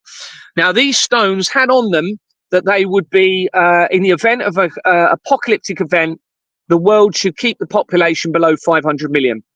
Now, those stones were damaged and removed on the 5th of July, 2020, sorry, the 6th of July, 2022. It was the day before that CERN, according to the research, conducted its first experiment for 3 years after having undergone maintenance. And there was speculation that they were trying to potentially open a portal to allow some sort of entity to come in, potentially not a good entity, according to the interview that I've seen. Now, if you take it back 3 years from that date, that will put you in July 2019. That's the same month that Jeffrey Epstein was arrested, the same month that protests took place in Wuhan over an incinerator plant that was being built in Wuhan in China. It was the month afterwards in August that Jeffrey Epstein supposedly died in prison and cell towers were erected in Wuhan. And obviously it was December that year when the supposed outbreak happened. So just going back to this, you're going to see how important this gets. So that was in 1980 that he was ordained, the same year. Parolin was consecrated on the 12th of September 2009. This is the day before I became a director for Exbourne Manor Freehold Limited. And it's 17 days before the Royal Foundation of the Prince and Princess of Wales is incorporated, that links all areas of the fraud together that I've identified and to the what appears to be the crimes against children. 2009, that same year, is when the second movie to the Da Vinci Code came out, called Angels and Demons. And that was about the Vatican and CERN. Now, if we just look at the first movie, the Da Vinci Code came out in 2006. which is the year that I moved without knowing anybody from Kent to Dorset. And that movie was about a deception within Christianity where the bloodline of Christ is here on earth today. It's a very interesting movie. If people haven't seen it, you've got the Louvre Museum in there at the end with the inverted, again, an inversion, all right? Inverted pyramid. It's as if they were telling us. And the inversion was bigger than the real one. You had the small pyramid at the bottom. I don't know if you can bring a picture up of the pyramid there, can you, Ron? If you put Louvre pyramid, you'll be able to see it inside. And you'll see a big pyramid coming down from the ceiling, inverted, under a little above a little pyramid coming up from the ground, an inversion. Okay. I'm doing it right now, and I believe this is what you're talking about. That's it. That's it. So what I mean, that tells, if something doesn't tell us inversion and how important inversion is to them, that, I mean, that's a great symbol of showing us that, isn't it? The inversion. And also, what else do we hear? Well, as above, as below. Well, when you go above on the ground, level above, there's a huge pyramid, probably the same size as the one below, above it, going above ground. It's bit, oh no, it's bigger. Oh, it looks like you've got two actually. So it looks as though there's a small one inside, a bigger one potentially. So I ended up going there in 2008, not knowing. That was bought. My dad's connected into this in quite a huge way. His company was started with the same two companies that started Export Manor Freehold Limited, and he treated my wife and I to a trip to Paris, and we ended up going and seeing the Louvre Museum in 2008. Anyway, so he was consecrated that year. He served for 3 years in the, I don't know how you pronounce this, nunciature of Nigeria, where he became familiar with the Christian-Muslim relations, giving him the ability to able to influence the immigration/race agenda to fit the Albert Pike letter to Mazzini, which again then connects a Freemason plan about the 3 world wars in conjunction with the Illuminati and therefore the Vatican again. And that document was removed from public view, according to the research, in 1977 from the British Museum, which is the year that I was born. And when you come in from Jeffrey Epstein and the blood of the children via a company that identified called CYM Limited, you hit the British Museum companies on Companies House. So where are we going with that? Sorry, I forgot, lost my page here. Oh, we've got that bit. You're going to see how this is just blew me away earlier. I had to phone someone straight away when I found this. Listen, I'm sorry. There's a pyramid in Scotland. Yeah, I was going to go there. Yeah, that's in. It's Balmoral. Not far. It's a Balmoral. Yeah, that's it. Yeah. I didn't get to go there. I wanted to, but I didn't go. So Balmoral is obviously a royal location for anyone that doesn't know.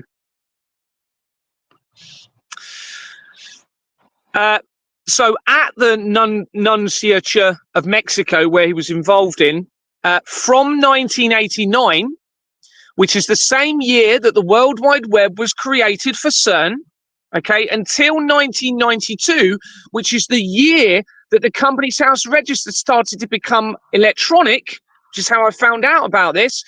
He was contributing to the final phase of the work that began by Archbishop Girolamo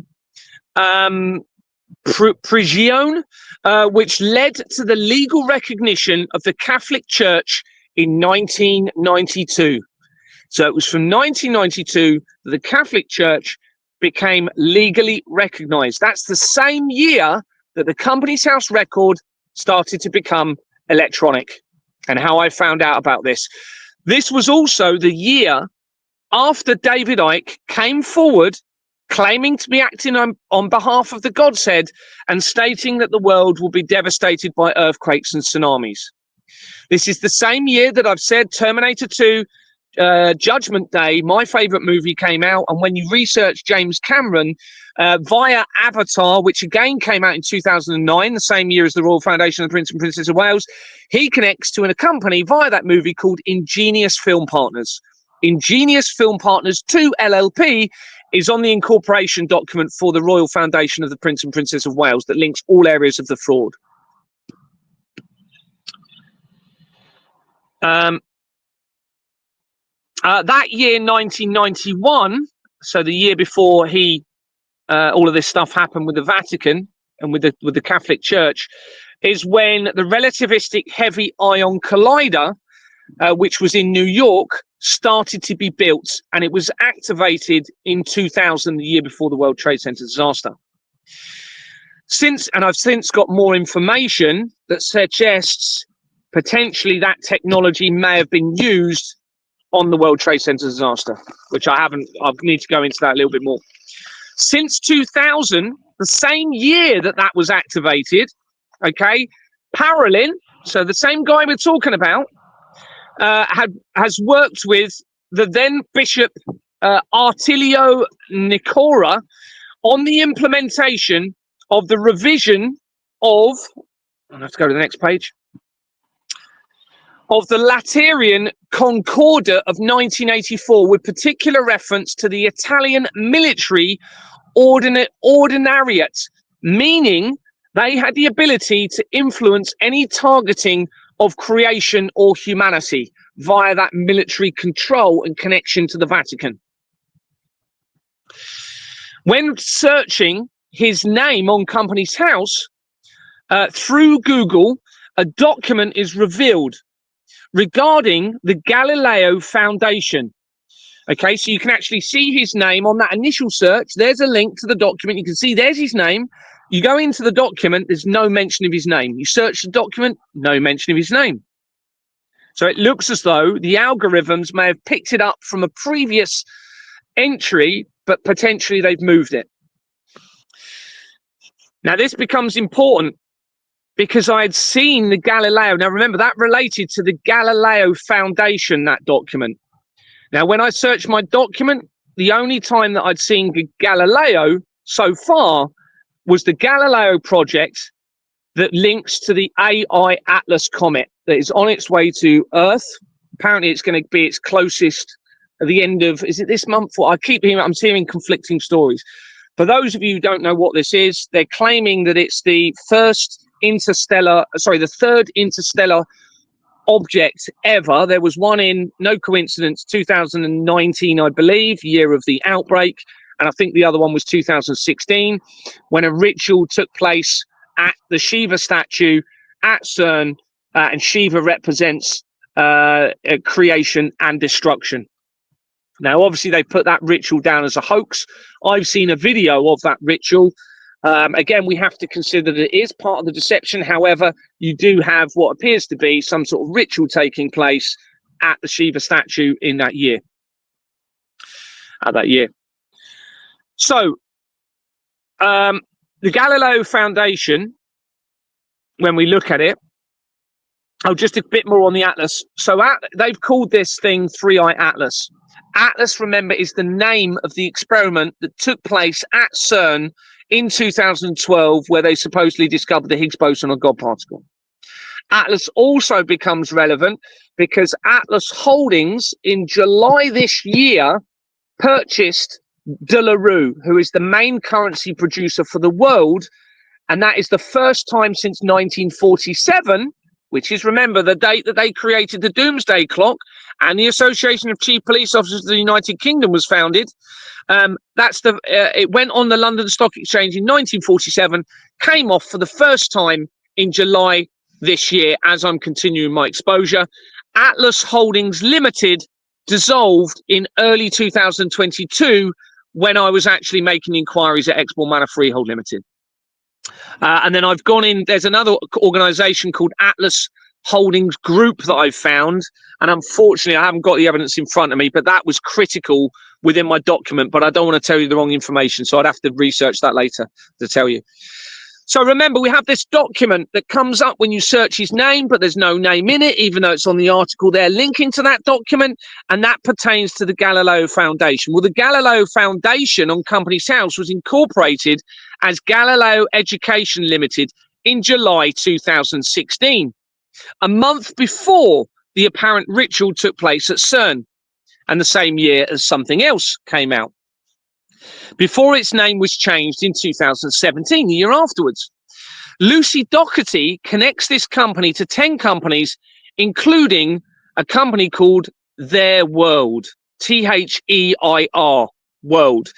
Now, those of you who don't know, with the 3i Atlas, they're trying to, it seems, whether it's a deception or not, I suspect it is, make us believe that that could potentially be an alien ship coming to Earth, okay, with some sort of alien invasion. And you've got this company called Their World that was incorporated as Piggy Bank Kids. Literally, that was its name. Piggy Bank Kids was its original name. This is that Galileo Foundation. Okay, and it had that name from when it was created in 2002, so the year after the World Trade Center disaster. On the incorporation document, you have Baroness Teresa Marie Gaudi, Goudie. You also have a Lord Paul of Marylebone, it looks like. Research suggests that Teresa Gaudi is the chair of the Women's Leaders Council to fight human trafficking, and links into the United Nations. Now, I'd already identified United Nations companies that were criminal and started with the same companies as Export Manor Freehold Limited, the company that I was removed from after I refused as a director to file forged bank documents. She, Gaudi, had championed the ratification of the United Nations Treaty on Human Trafficking, as well as the Treaty of the Council of Europe on Human Trafficking. Additionally, she is involved with the G8 and G20 to promote the role of women and children in the global economy, and she's also involved in promoting transgenderism, or acceptance of transgenderism. Gaudi is a member of the board of directors of Vital Voices Global Partnership. In this role, she has been involved in the training community and business leaders and parliamentarians on social and political issues around the world. Now, remember, we've got this connection to the Reformation that began parliaments around the world. That means mind control, if you invert it. Remember, we've got links to MK Ultra control. You've got the Tavistock Institute. If you haven't heard of that, that looks like it was a mind control program that was started, I believe, in 1947, the same year as the Doomsday Clock. That was then integrated into the NHS. Now, remember, the NHS, Deborah Fleming worked for the NHS as a chief executive officer. She resigned in March 2022. As I'm making all of the inquiries in Exbourne Manor, she was brought in and initiated my removal from Exbourne Manor Freehold Limited. Later, it was in 2023. Now, her husband is a guy called John Fleming, and there's nothing wrong with me saying this because I've got all of the evidence. It's there with for everybody to verify. The name John Fleming crops up on a company at a key time, and I think it's coming in. I'll have to confirm it. I can't get into my document at the moment without coming off of your live. But he crops up, and obviously the Flemings come up all the way through my research. They link with BlackRock very quickly. They link in with the World Trade Center disaster in so many ways as well. And they also link in, which actually is very likely going to be tying in with what we're talking about here, a thing called the Iona prophecy. But I'll come to that in a minute. We'll come to the Iona prophecy on a separate subject. I'll just finish what I'm telling you. So Sarah Jane Brown connects Their World, that company we were looking at, remember, which is right there next to the Galileo Foundation, to the office of Gordon and Sarah Brown and Harrods Group Holdings Limited. Remember, we've already mentioned Harrods. Harrods, Mohammed Al Fayed. Princess Diana was in a relationship with Dodi Al Fayed. The article that James Goldsmith is potentially her real father.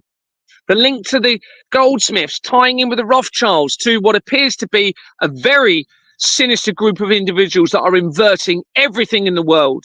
to try and bring us right to the edge of destruction, it would seem, so that we then ascend into something else potentially, which again supports potentially that this could be an ultimate deception that they've set up in relation to CERN, for us to believe through this evidence that all of creation is at risk.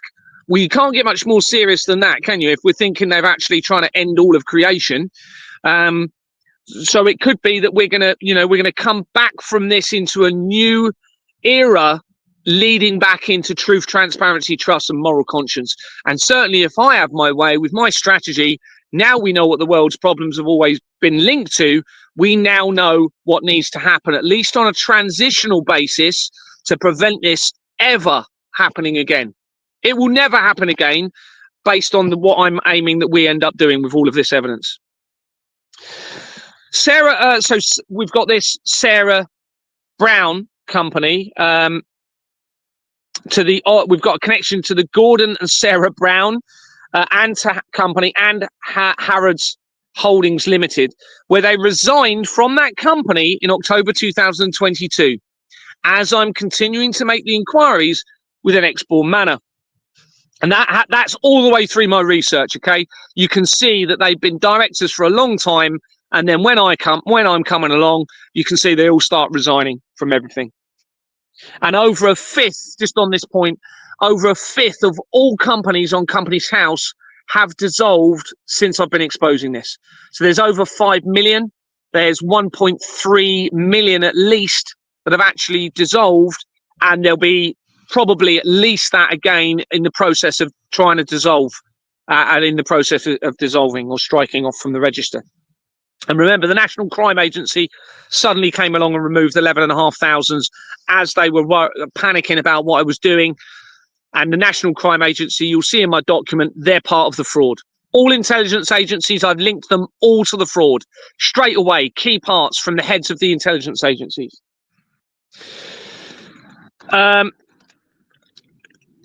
This makes immediate connections via this company, okay, via the Harrods company, to the leader of Qatar, where the research suggests that he was educated in Sherborne in Dorset, where this all started for me, and where connections are made to my wife's former employee, to Canary Wharf via this Qatar leader. Canary Wharf then ties in because when that building was built, it involved Margaret Thatcher being involved in it. So it then links into the research of Margaret Thatcher, and the leader of Qatar then took over a massive share of the Canary Wharf building. This, I haven't put it here, but this then ties back in with the Israel attack on the 7th of October 2023, because when you go in through the Nova Music Festival, you hit an organization called the Manchester Arena or something. I can't remember what it's the name of the company, but on its incorporation document makes massive connections back into Canary Wharf. And of course, you had the Manchester Arena bombing. And when was that Manchester Arena bombing? Well, that was also in 2017, which ties in with all of the research. So you've got this connection to Sherborne coming in from their world. Okay. And as I'm exposing the fraud, in 2024, Charles holds a banquet with the leader of Qatar in the United Kingdom. Just to really rub it in our face that, so as it's all being exposed, they start exposing themselves even more, which has happened all of the way through this. Where are we going? Harrods, of course, we've already mentioned links to Princess Diana and to Mohammed Al Fayed. And there's no coincidence, everybody, that Mohammed Al Fayed supposedly, and I suspect he didn't, supposedly died in 2023 as I'm exposing the fraud. And then since that, they've come out saying that he's connected to sex crimes, which is what they do with everyone, with a lot of them, isn't it? But that's what happened with Jimmy Savile. It was only after he died, 2011, that they came out and said that he was actually involved in crimes against children, etc. Mary Teresa Gowdy, so the person, okay, that we've mentioned on the incorporation document linked to the United Nations, connects their world to the Orr Mackintosh Foundation that already features in my fraud, and to the Prince and Princess of Wales Hospice in brackets, that connects to the research of the father of the most famous missing girl in the world. That's coming in from the Galileo project, linking into this research of the prophecy of the popes. Terence James O'Neill connects their world to Every Child a Chance Trust. That's the name of the company, Every Child a Chance Trust, with an Every Child company connecting to the research of CYM, which is a company I'd linked to adrenochrome, the blood of the children. And then that connects into, I'm not going to name that person, but you then make a link back into Vanessa Emery, the research surrounding Vanessa Emery from that research as well. Remember, Vanessa Emery is the one that's claiming she was the real heir, surviving heir. O'Neill, that same director, also connects to Shine, a company called Shine Support and Help in Education, that was incorporated as Shine Trust before its name was changed in February 2001, which was 5 months before Larry Silverstein acquired the lease for the World Trade Center. It connects straight to the fraud via an address on its incorporation document, and a Shine company connects quickly to the research of the Goldsmith family from another part of my research. Remember the Goldsmiths, Goldschmidt, Jewish German, linked to the Rothschilds, linked to Douglas Smith, with the article of Princess Diana potentially being the daughter of James Goldsmith. O'Neill, the same director. So all I'm doing now is just showing you other companies that this same director in this company is linked to. I'm not going any further forward. We're still immediately right next to the Galileo Foundation, links to the prophecy, the probes via the research, and all I'm doing is just going back into this director and looking at the other companies. So they also connect to the Manchester United, that was incorporated in 1990, the year after the World Wide Web was created for CERN, and its name was changed in 1991, the same year that David Icke came out with his announcement, as we already said. And Avram Glazer connects Manchester United to Manchester United Football Club Limited, that was incorporated in 1907. Now, I'd already come across this in my research previously, and it makes critical connections via the cell tower overlooking Fort William, as shown elsewhere in my document. And when you come in from the companies on this cell tower that I just went and visited, I was actually going to go and disable that cell tower, but it was too big for me to do it. It had all big fences around it. But I took two company names from the machinery. One of them was called Nera. The other one was called AJ Power, and it linked straight into the military, straight into Ericsson, went then to Jeffrey Epstein. Almost, I mean, we're talking within 2 or 3 companies, loads of McDonald's companies then, which ties into the evidence that I've got about McDonald's restaurants. And when was McDonald's restaurants, their main company that was created now? It was 1971, the same year as the World Economic Forum. And it's a criminal company. It's not even legal. It's not even legal.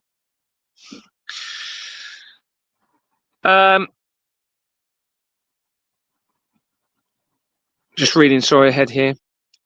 Red football companies are then shown throughout. So literally it's red football this company, red football that company, to the same directors, which possibly makes a reference to, I'm not going into that because it relates to something else that we don't really want to talk about tonight.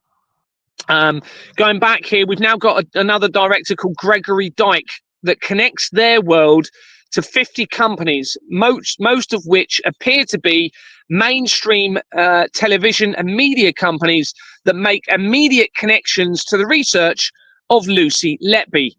So I've researched the Lucy Letby case, and for those of you who aren't aware of what that's about, she was alleged to have unalived several children in a hospital, and she's now been convicted. I think this case is still ongoing though, but the 2 doctors, or I think that she's appealing it, but the 2 doctors that initiated that investigation, I researched them because I got in, the people that were supporting Lucy Letby contacted me and asked me to do research thinking she'd been set up. So I then researched the 2 doctors, and they went straight into key areas of the fraud. They then linked into these companies that we're talking about here, the exact same companies, okay? They also connected to the connections that I'd already made to the most famous missing girl in the world, and also connected into an organization called Octagon. And those of you who don't know what Octagon is, it's a company that appears to be related, going back to the Knights Templar, and now are basing themselves in Switzerland, or was basing themselves in Switzerland. You can actually check on Google Maps, and it says Octagon in Switzerland.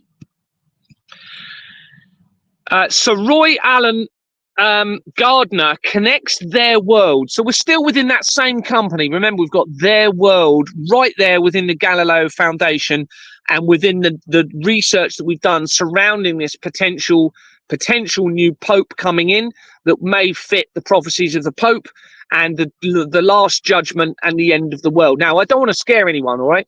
Now, when we say the end of the world and we say apocalypse and doomsday, it doesn't mean literally the end of the world necessarily, all right? It could mean, and when you actually look at the definition of apocalypse and doomsday, it does say it could be a new era, or words to that effect, a new beginning.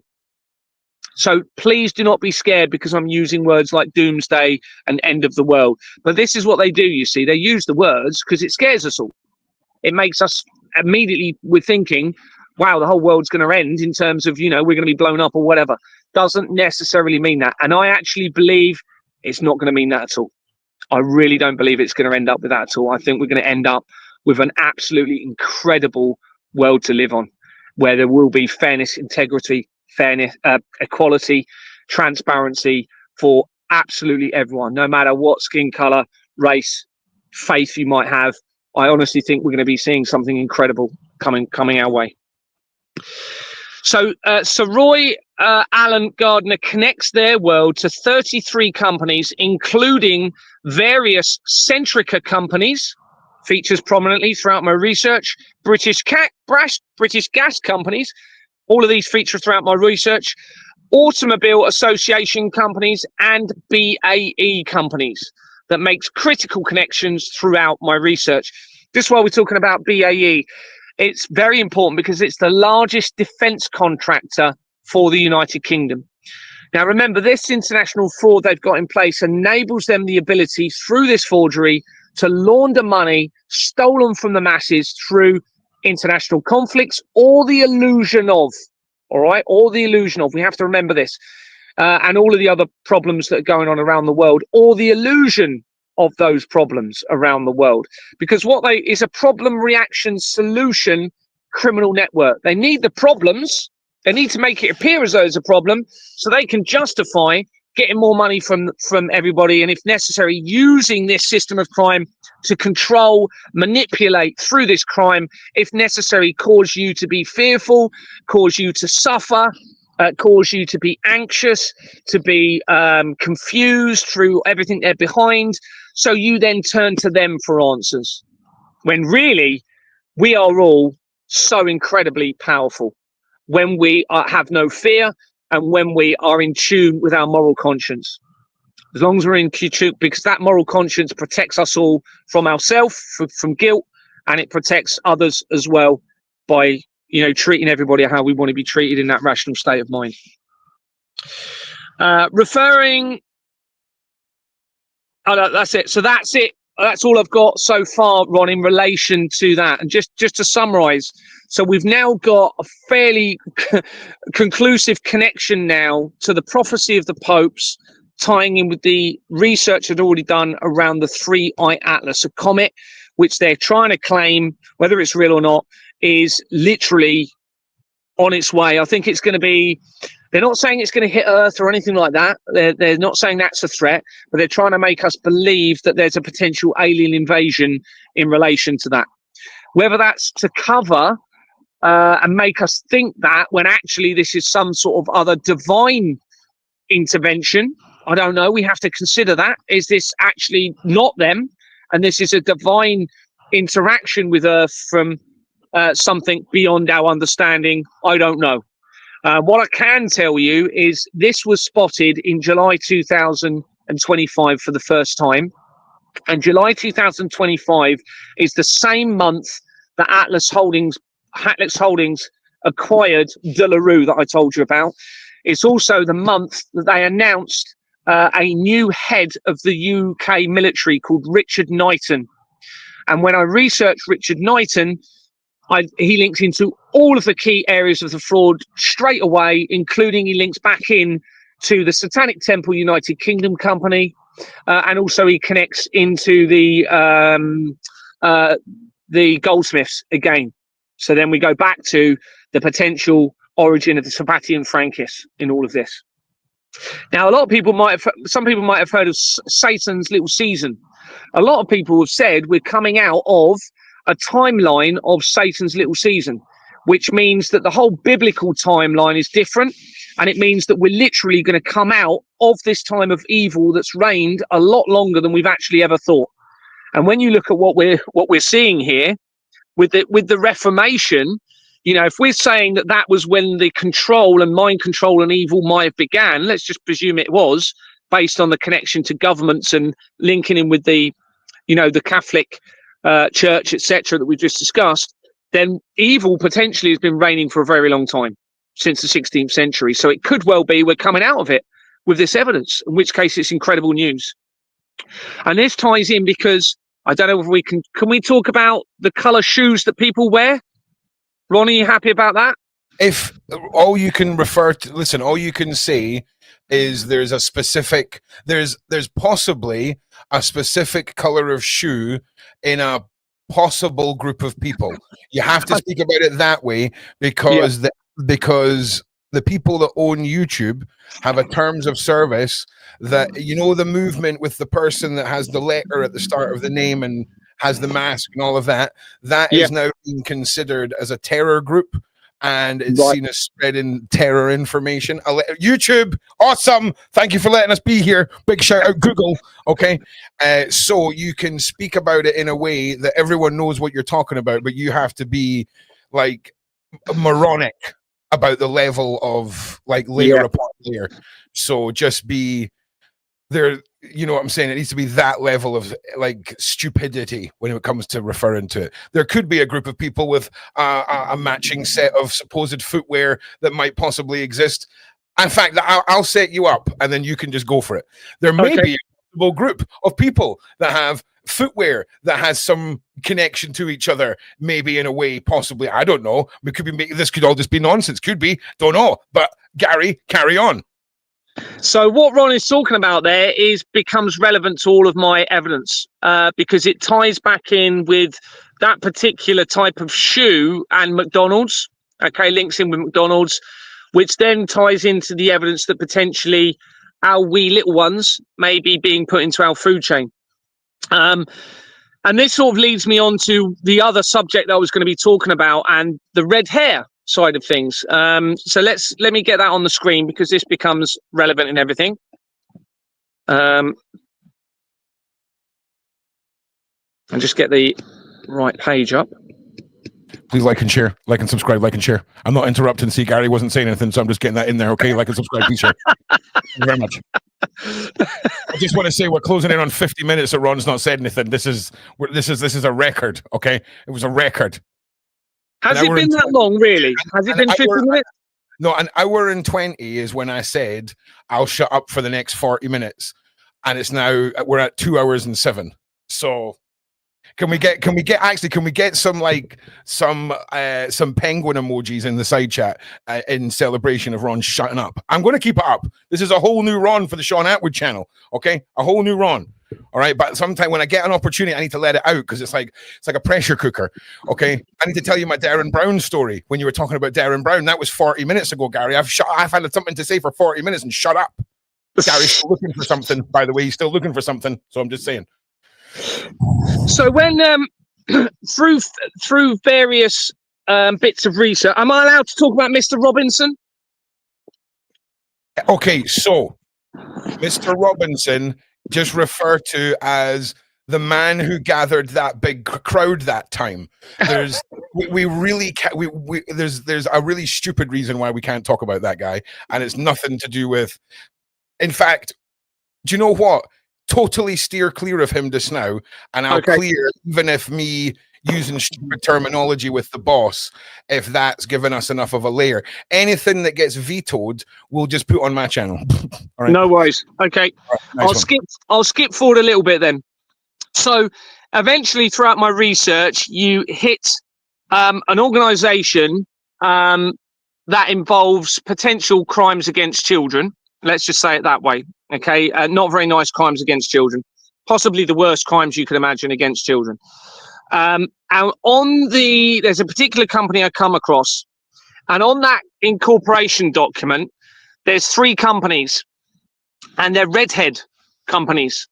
So you've got Redhead Europe Limited, Redhead London, and Redhead Freight companies. Now, somebody had already said to me previously, and it's the same person who seems to be really on the ball, who pointed me in the direction of the goldsmiths. And they said, Gary, the redheads in our history is incredibly important. Not that redhead, not Ronald McDonald. But he said, Gary, the history of the redheads is going to be biblically important. He sent me a video, which I still need to watch properly. Anyway, I then stumbled coming across key evidence that I was researching, really key evidence, that suddenly you've got this redhead connection on this key company. So I went into it, and I'm going to read you where these redhead companies go to. So on this incorporation document, the people, where are we? Let's make sure I get it right. A separate search of Redhead Europe Limited shows that Redhead Europe Limited was incorporated in 1989. I've said it a lot of times. Hopefully you'll know, Ron, that's the year that the World Wide Web was created for CERN. And it dissolved in February 2017, not long after something else happened that we can't talk about. Linking to information about something else. Well, let's skip forward a little bit. And then the people record for Redhead Europe Limited shows Jack Redhead. Remember, there's no verification of anything on Company's House, so they could be just made up names. As having a date of birth of 1948, the same year as the Israel-Arab War, and being a freight owner, and having been appointed to the company before 1991, the year that the intelligence connected David Icke said that the world would be devastated by earthquakes and tsunamis. And he resigned from the company in February 2001, 5 months before Larry Silverstein acquired the lease for the World Trade Center. Jack Redhead connects Redhead Europe Limited to Redhead Freight Limited, that was incorporated in 1978 and dissolved in June 2024. All right, so let's just let that sink in, everybody.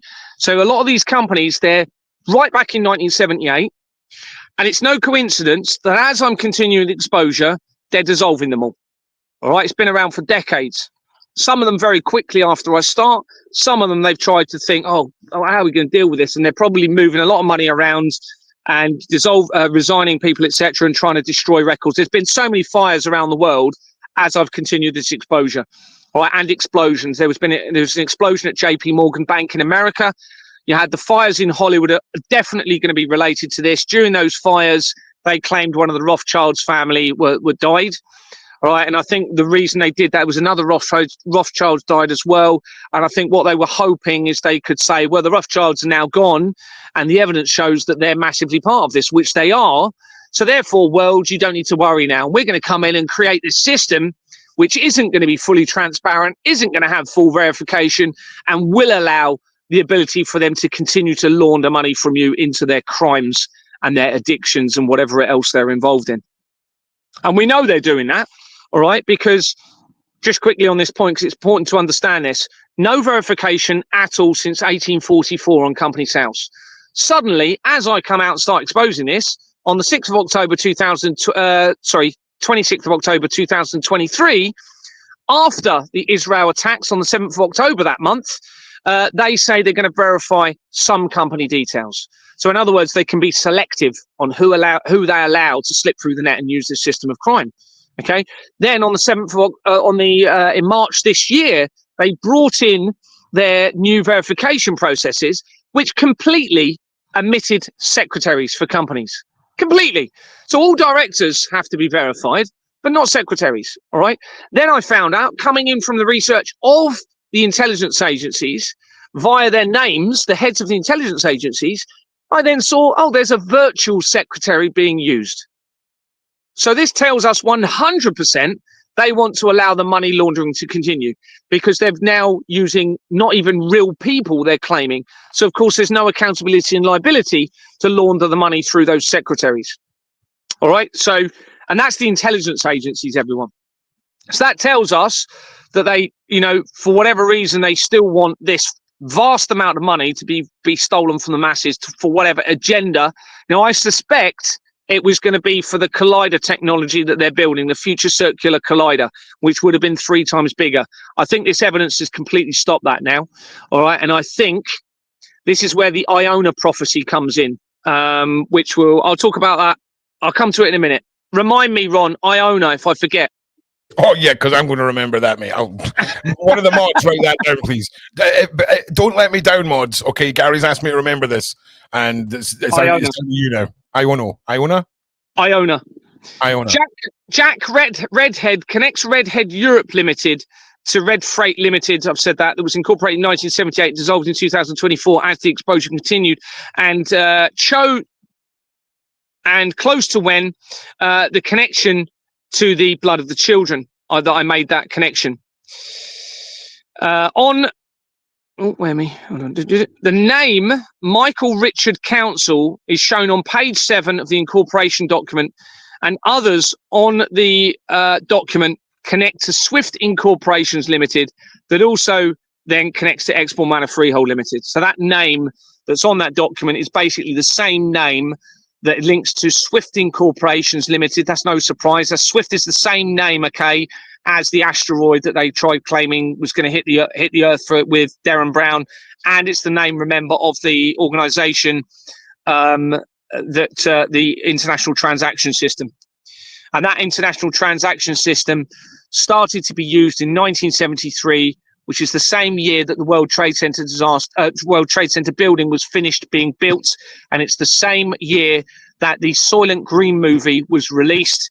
And that Soylent Green movie, just to recap, I know we said this last time, that was about an innocent cop in 2022 that uncovered a dystopian future of large corporations putting the remains of humans into the food chain. That's the year that I started to expose this. That was based on a book from 1966, which is the year of the foundation of the Church of Satan. And that book was based on the year 1999, which is the year of the reestablishment of the Church of Satan after its founder died. So that movie came out in 1973, same time that Swift International Transaction System started, and that's 2 years, obviously, after the World Economic Forum began. Gary, just before I forget, if you've got any questions you would like to be put to the ex-husband of the daughter that took over the Church of Satan from her father, who is now a Reformed Christian, who Shaun's going to be interviewing this week, if you've got any questions for him, because he's totally against the church that he was very much a part of. So if you've got any questions you want thrown at him that you might think could help with any of the research, tying anything together, let me. That was important enough for me to interrupt everyone, so I do apologize. No, that's cool. That's cool. Also, Iona prophecy, just in case you need that at this point, it's on the screen. I'm not going to forget. It's right there. If it's now that you need reminded, there you go. Let's do it now, so we don't forget. Nice. Let's do it. We'll come back to this in a minute. So the no. Carry on with what you were saying. Don't, because people get angry. People get angry at me in the side chat. So carry on with what you were saying. Okay. But I've got it. I'm going to put it back on the screen so that we don't forget. But carry on with what. No worries. So this company we're looking at is Redhead Freight Limited. Remember, this is actually the company on this company that is really serious crimes against children. Okay, according to my research, it appears to be linking into serious crimes against children. So, and its filing history, which is basically it's part of the Companies House record, where you can see a chronological event of filings that have happened with that company. It shows that on the 8th of April 2023, as the exposure continues, its registered address changed from Schenker with an address at Heathrow Airport. Now, remember, we're talking about Redhead Freights Limited linking in to serious, far worse than even their sexual abuse. Okay.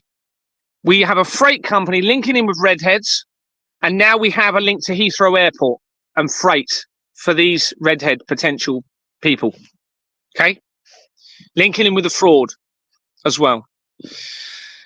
So it changed its name from Heathrow Airport, and Heathrow Airport I'd already identified as connected to specific research of the crimes against children. And that was via my research from the Hort de la Garonne evidence, which is the mass bodies found in the basement of a building on Jersey. Right, so there we go.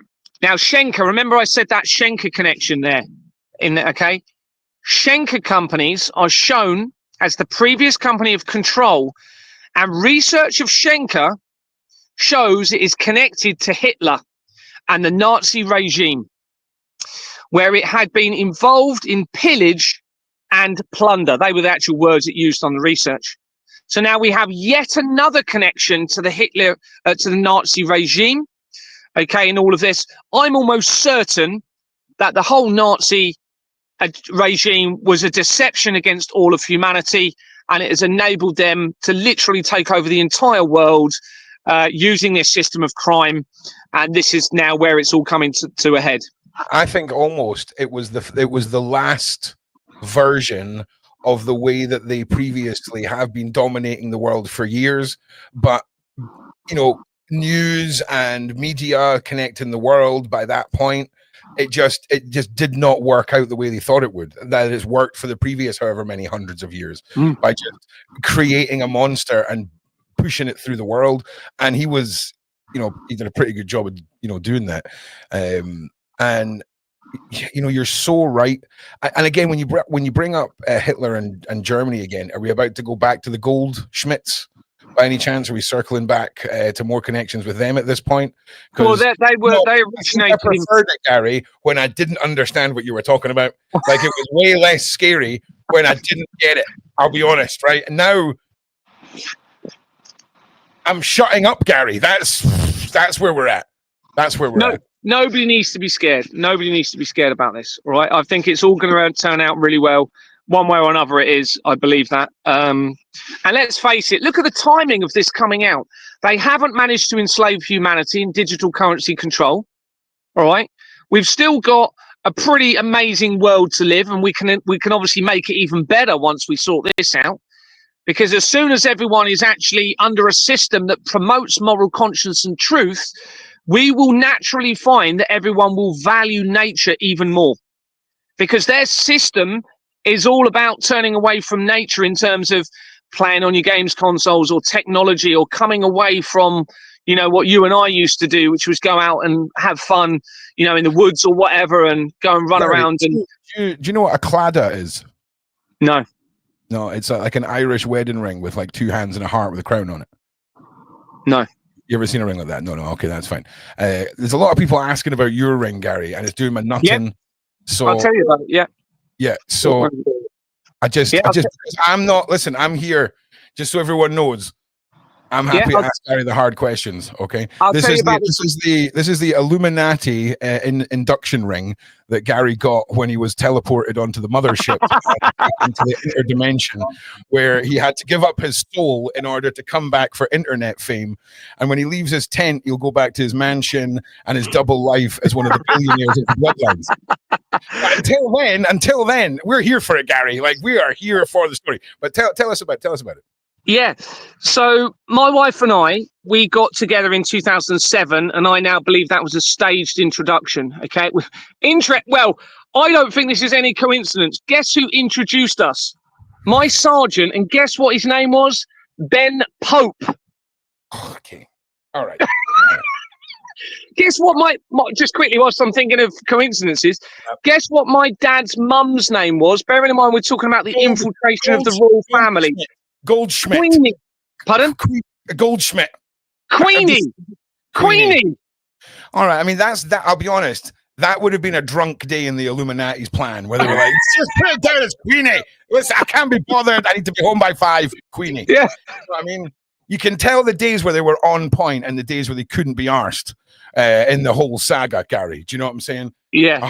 100%. Well, obviously that was probably to give me this sign later, because I mean, I'll be honest. There's a lot. I've studied Masonic iconography for a long time, and an M on a ring ain't that, guys. I'm sorry. Like that is a clear initial, or is it not a W up? Is it not a W? Do you know? I don't. Well, let me tell you about it. So, I was introduced to my wife in 2007. I think that was staged. It was the same year that I was introduced to the Exbourne Manor, okay, and which is when I ended up buying the property.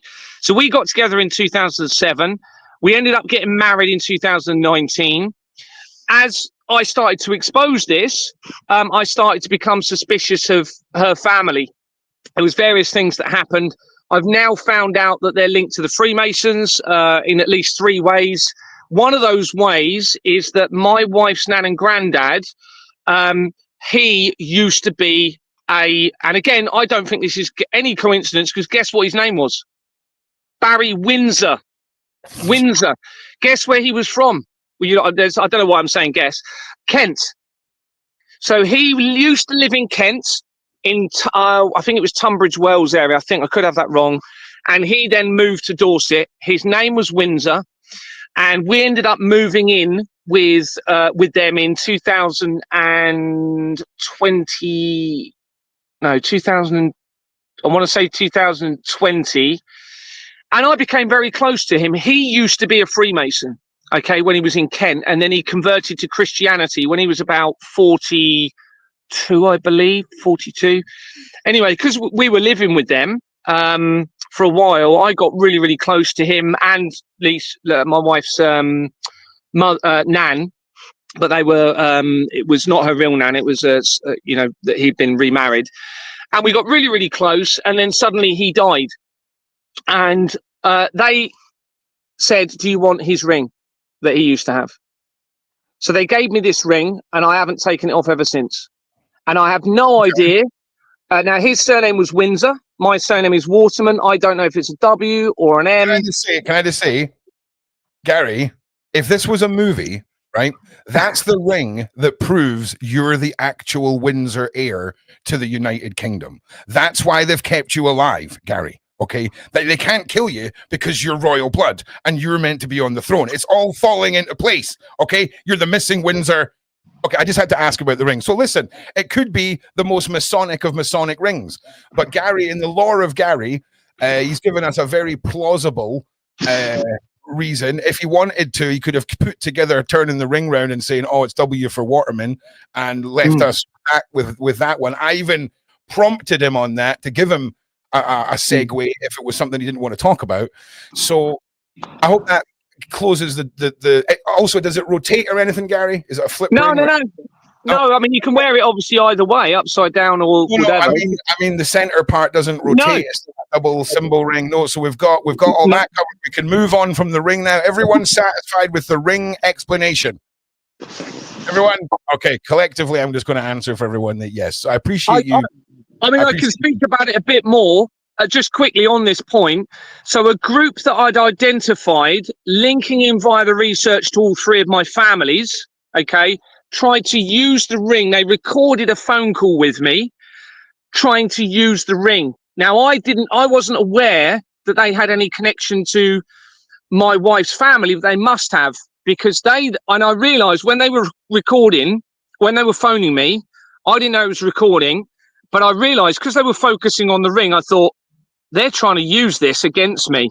So I publicized a video before they did, explaining the ring, where I got it, why I wear it. The only reason I wear it is he meant a lot to me. And it's the only thing I've got. You know what?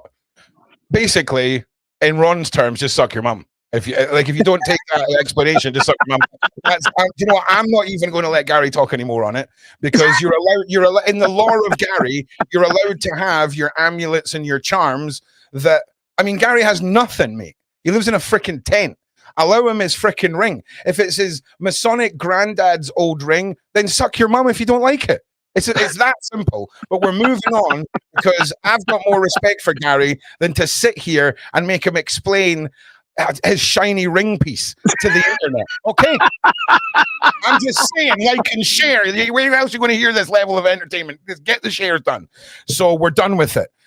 Carry on, Gary, please. It may, Ron, you may be right. This ring may end up being incredibly important somehow. And I've just happened to, you're the lost Windsor, and one day you'll be crowned as king, and I'm the only one that's seen it. And I'm just saying.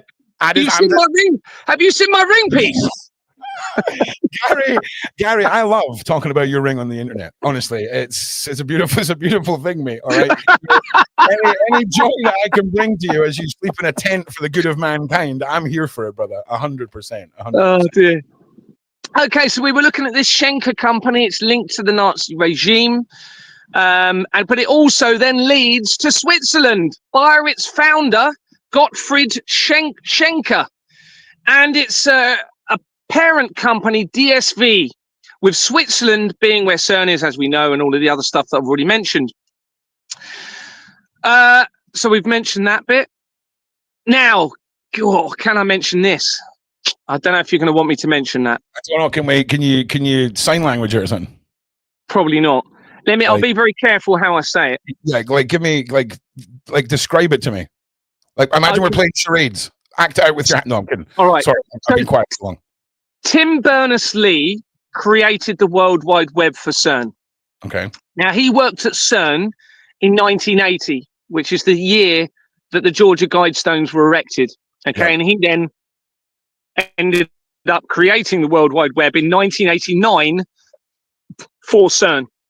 Now, he lived, as I've told you before, I believe, in Wimborne in Dorset, which is the same village that the Flemings that initiated my removal lived from Expoor Manor, okay? The companies he worked at are in Bournemouth and in Ferndown, and one of those links almost immediately to Expoor Manor Freehold Limited, the company that I was removed from. When you go in from that company, you have a company, I think it's literally either one row or the next row of companies are after, but between them you've got a Mason company. It's actually got Mason in the name. Then you go in the next one and you've got, hopefully I can say this, Harry's Shoes Limited. Listen, do you know what? That is so vague, right? We all know what you're talking about. So you said it and I'm okay with it. Okay. Well, that company, Harry's Shoes Limited, was created a few days after the World Trade Center disaster in September 2001. It changed its name 6 days after the most famous girl in the world went missing. Say that again. It was what days before the girl went missing? So it was called Harry's Shoes Limited. Yep. It was created a few days after the World Trade Center disaster in 2001. Yep. It then changed its name to Harry's. I think it's Harry's of London or Harry's London.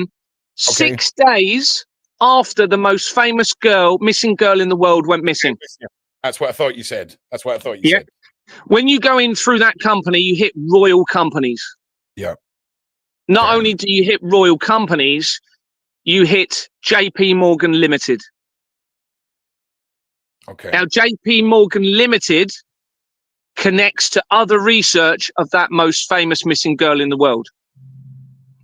Okay. Now, the month that Jeffrey Epstein was arrested, well, first of all, Julian Assange was arrested in, I believe it was June 2019. Julian Assange connects to a doomsday cult and to all three of my families. And, Not that one. No, it's okay. It's okay. You keep going, Gary. I'm doing it on screen for people. Oh, right. Okay. Connects to a doomsday cult. And via that article that links him to a doomsday cult, it links to drugging children, swapping, not him personally, just to make that clear, Julian, if you're listening. All right. It's the doomsday cult that he's linked to via one of his family members, swapping children around at birth as part of their cult system, drugging children, and believing in an apocalyptic conclusion in moving forward and basically preparing for the end of the world and stuff like that. And there was a messiah, is that the right word? They believed it was the lady in Australia. I can't remember her name. Something Hamilton Byrne. I can't remember her first name. Anyway, within that article, it talks about fraud, and it talks about that relating to property in Kent. Now, that family was in Australia. Okay. And they had property linking to that article in Kent, where I'm from. And you're just going to say your grandfather. You just told us about your grandfather from Kent, right? He lived in Kent. Well, it was my wife's grandfather. Yeah. Well, listen, family ties. Kent, you just okay. Yeah. Now, that same in July of 2019, Jeffrey Epstein got arrested. It's the same month that the protest took place in relation to an incinerator plant being built in Wuhan, in China. Within days of Jeffrey Epstein being arrested, an article was publicized that Prince Harry was wearing the same pair of shoes for a prolonged period of time. And you can search it. In December, the outbreak happened. All right, so the cell towers went up in August. Jeffrey Epstein supposedly died in August in prison. December is when the outbreak happened. In January is when Harry suddenly moves to America. Now, I've connected both Prince William and Prince Harry significantly into the fraud via other companies that they're part of. Do you know what? I want to do a Prince Harry and Prince William standalone special. Yep. Okay, because we've got quite a massive royal audience as well, and I think that's a good one to package in a show. Yep. And what we're doing is we're hitting the 2.5 hour mark now, Gary, right? I want to keep this about 3 hours because that's about I don't want it to be to a point where people they don't want to rewatch it after because it's important, right? And the past offense scenario, I think we should do a show on my channel after the next show we do here, all about that, because I'm beyond versed in that. And I'd like I can recap the surface level stuff and the dark web stuff, and then you can basically tie it all together. So I'm sorry to interrupt. If you can segue us into the Iona thing. Oh, yeah. And if we've got time, I've saved some questions from the audience. So if we've got time for that, I'd like to do that too. I just want to say to everybody, thank you for sticking around so long. It's really important that Gary gets the opportunity to just put his stuff out there. And like I say, I preferred it when I lived in a world where I wasn't able to follow along with it all. It's all quite mind-blowing. But you know what, Gary? One other thing that you said that I was thinking earlier was the biblical talk of Satan ruling earth for 1,000 days or something like that. It's some prophecy of hell on earth for a set period of time, right? I could quite well believe that we're coming to the end of that. I could quite well believe that what we're seeing is Hail Mary panics, trying to not so much reset the biblical 1,000 days, but reset the fear that it's brought for the evildoers to keep control of the world. And people ain't going to buy it. Okay. No. And it really feels like that. And, it's quite wild, to be perfectly honest with you. It's really wild. I mean, the occult side of it is complex and people, it blows their mind. And the admin side that you bring to it is mind blowing. And it's now all starting to come together, and it's mind blowing. So I just want to say to everybody, thank you once again. Like and subscribe. I think we're over 1,500 on YouTube right now, close to 2,000 across all platforms. So thank you all for being here. I really appreciate those people coming and watching the show and supporting Gary and believing Ron can shut up.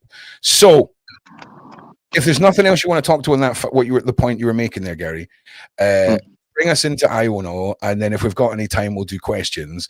And then, like I say, next week we'll definitely set it up so that if there's stuff that we can't talk about here, we can do a little you know, half an hour of Gary just filling in the gaps of things we can't talk about on this channel. Keep the mothership safe, as we say on the Shaun Attwood show, and we can stick it on mine, and then jump over and do a Q&A on your channel and stuff like that. So yeah, but Gary is the real deal. Gary has given up his entire existence to fight this fight. Okay. He just laughs about it. He just laughs about it.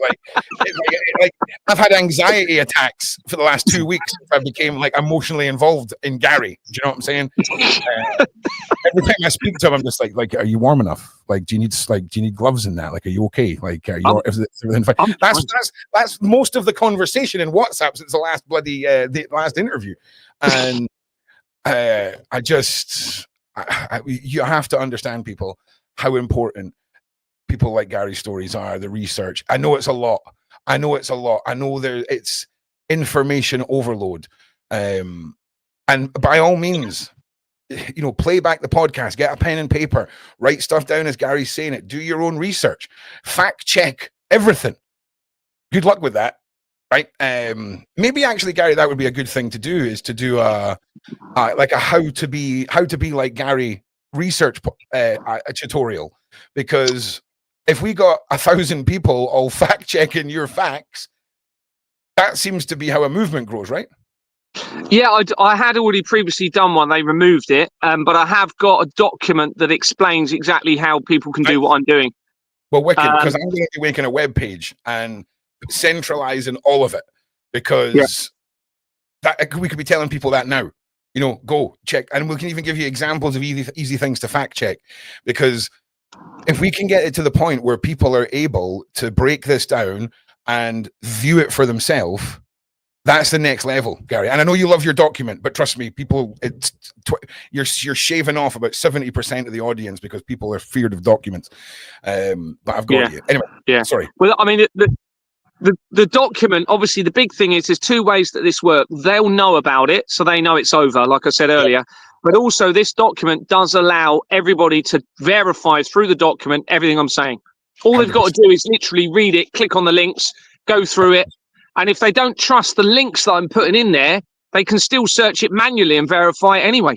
So it's over for them. It's quite literally over for them. Do you know what? One night, I'll do that over on my channel. We'll do you know, be Gary for an evening, and we'll go and check it all. And we'll see how easy it is all to do, because you guys being able to then show people as you're telling them. People are always like, how do I explain this to people? My friends or my family think I'm crazy for talking about this.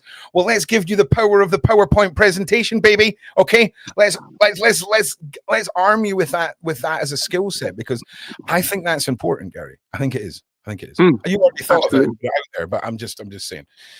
Absolutely. I'm going to shut up again. Okay, listen, I'm going to shut up for at least 20 minutes.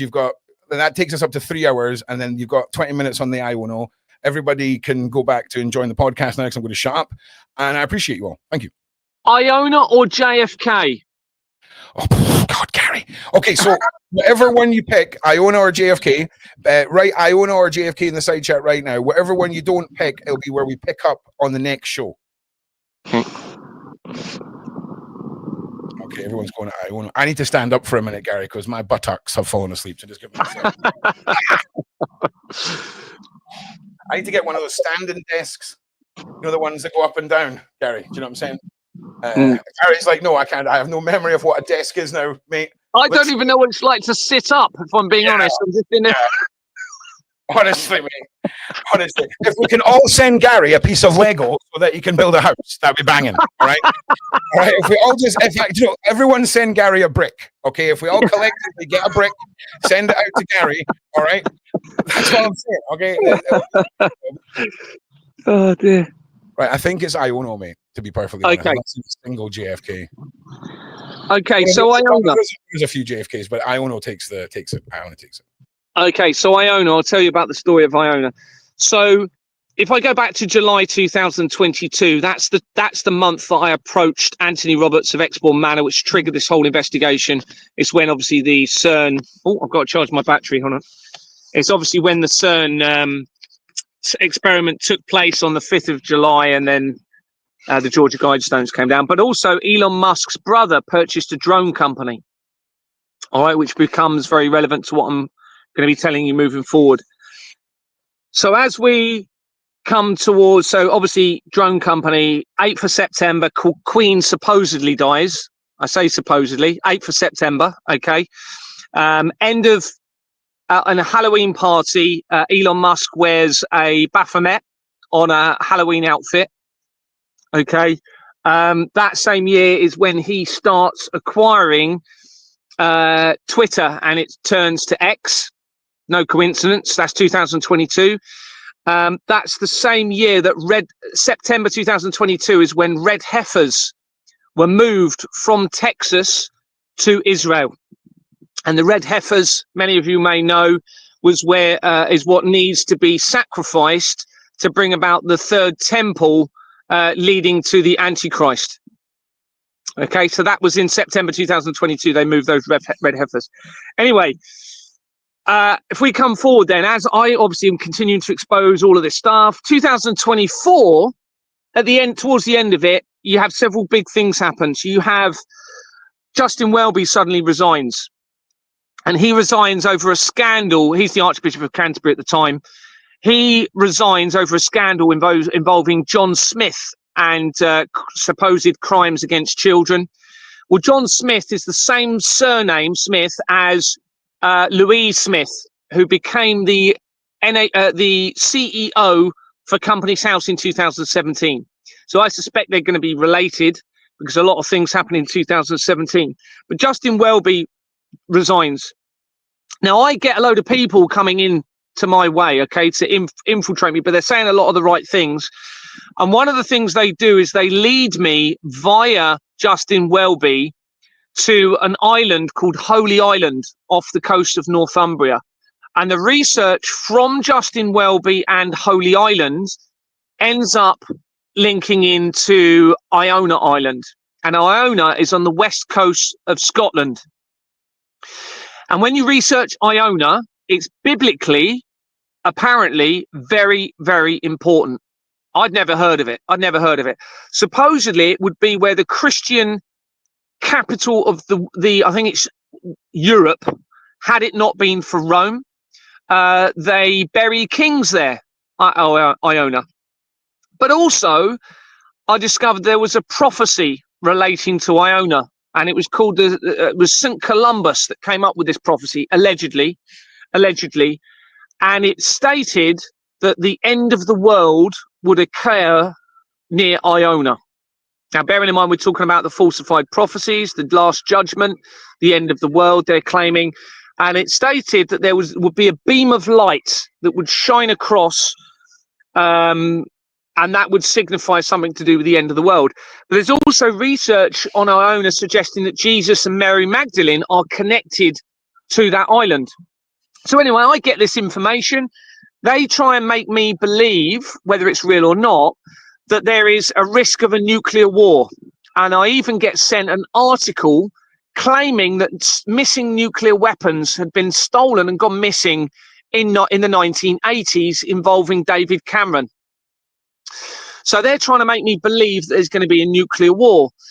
Now, two people get sent my way with two different visions, but they fit the same prophecy. So I'm not going to name one of them, but the two visions suggest that the world is going to end and it will explode. And one of those people claimed that it would be through nuclear weapons all being fired into one location. So this is all coming in at the same time. All of these people are coming into me. So I then research Iona. And on that prophecy, out of the blue, on the heading of the prophecy online, it says 1947. But it doesn't mention how 1947 links into anything else in relation to that prophecy that goes right back to, I think it was the 13th century, in relation to being the end of the world. Now, 1947 is obviously the year of the Doomsday Clock, when the Association of Chief Police Officers of the United Kingdom was found. So for some reason, they put that there, so I thought, this is staged. I thought, why would they just plonk that date right at the top? Doesn't even mention anything to do with that date throughout it. The article wasn't created that date. Anyway, I then research Iona companies through Companies House. And on my other research, it turns out that members of the Fleming family lived not far at all away from Iona, just up the coast from Iona. And then I went in through Iona companies, found loads and loads of connections, and it was like, okay, there's going to be something in this, before I realised that they were compromised, the people that sent me. So around this time, I started to come away from an apocalyptic conclusion in all of this, i.e. literally an end of the world conclusion. And suddenly I get a message from Anthony Roberts. Out of the blue. I've never, ever spoken to him about anything like this whatsoever. Anthony Roberts is the one that I approached in July 2022. He was the acting chairman of Export Manor, wanting to look at the bank documents, and he resigned, which triggered this whole investigation of my exposure. And that message tried getting me back on track for an apocalyptic conclusion, because it said the end is nigh, as in what they would say with an apocalyptic deception, or not apocalyptic deception, as in what they would say with an apocalyptic event or something like that. I can't remember the words, but it definitely said started the end is nigh. So this obviously meant that these people that had come in without me knowing were working with those behind the fraud. And because I came away from that prophecy, they wanted me to get back onto it. All right. So, of course, I'm thinking, okay, well, this is a deception. Why are they deceiving me? Why are they telling me about Iona? It links into the Flemings in a huge, huge way. I found loads of connections to the Flemings. I found when I searched Iona Fleming, it went to a lady called Joan Fleming, and she had created a book. She's an author. And on that cover of that book, the name of the book was What the Future Holds. And it was a picture of a man and a woman holding hands on a beach, looking out to sea with a beam of light coming across the sea, almost like a sunrise. So anyway, I came away from all of that. But around the same sort of time, there were so many deceptions going on to try and get me to go to places. They even used for the first time the emergency broadcast service system, the EBS. It was used for the first time in the United Kingdom whilst all this was going on, to say that there was a storm in Wales. Now, this would have affected, I'm not going to mention who, but there was a particular flight of somebody coming into the UK on that same day. And I was being led to believe that it was going to divert their flight because of this storm, which they created the EBS for, so that I would end up meeting up with this person. I ended up going against that, thinking it was a trap, and I ended up going separate. Anyway, these people that had surrounded me with all of this information then came out with a load of lies saying I'm still working for the police, and the only reason I'm doing what I'm doing is I'm collecting data for everybody. So I realised, okay, well they're going to be compromised. Anyway, so we had this prophecy, and it linked into the Archbishop of Canterbury, back into everything that I was looking at. But there was also an article. Now, bearing in mind we've talked about CERN potentially having opened a portal on the 5th of July, the day before the Georgia Guidestones were removed, which was 2 days before I approached Anthony Roberts. There was a record for Justin Welby on Company's House with a middle name of Portal. So they'd set an actual whole Company's House record up specifically for that.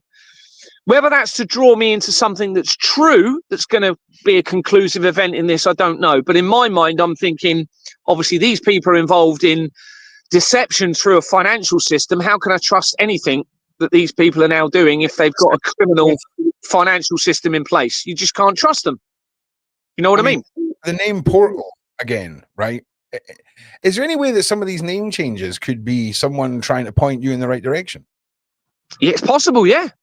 Because it almost sounds like that makes more sense than dumbass in the Illuminati picking Portal as the new name for somebody who could be involved in a massive CERN portal operation. But it would make sense if somebody was trying to sort of nudge you in a direction. Yeah, quite possibly. Quite possibly. So we had around, the reason I said about the drones earlier is because it was around this time that all the drones start appearing around the world. And of course, what they do is they come on the back of that. Remember, Elon Musk's brother bought a drone company in July 2022. Really important month when all of these things happened, when this whole thing triggered for me. So, of course, all these drones start flying around all over the world, and then they come in on the back of that saying that there's obviously, military aircraft chasing them and shooting them down. And funny enough, since 2022, you'll notice if you research sightings within the military of UFOs or UAPs, you'll see it all stems from my exposure. You start seeing loads of disclosures coming out as I'm starting to expose the fraud. So where was I going with that? So anyway, I sort of come away from that prophecy. I'm thinking, okay, this is a deception. This is them. Oh, because at the same time, Donald Trump comes out and says that we're going to be at war with, or around this time, we're going to be at war with Iran in a nuclear war, and saying the end of the world might happen. Well, I then find evidence confirming the leader of Iran is actually connected to Donald Trump via the company's house records. Not only that, but the same Fleming Co. Limited is a company that was started in 2017. It links the researcher Benjamin Netanyahu, Donald Trump, the leader of Qatar, I think it is, and the leader of Iran. So I knew, okay, well, this nuclear weapons threat that we've all been led to believe has been real was a lie. They're all actually connected and working together. Now, when we do the JFK evidence, you'll see how this will tie in with the Cuban Missile Crisis and the JFK assassination very likely being a deception in relation to everything that I'm exposing. You're going to see some absolutely mind-blowing evidence around JFK later.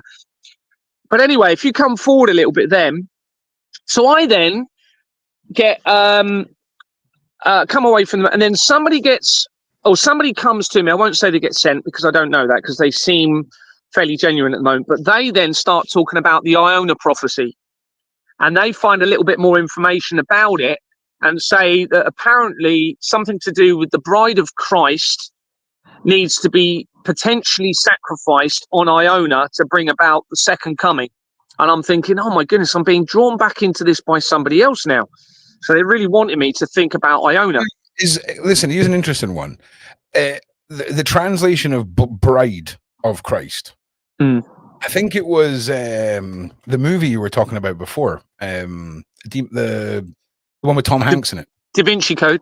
Yeah, they talk about it's not the bride of Christ, it's the blood of Christ, as in the living descendants of the alleged baby with Mary Magdalene, if you see what I mean.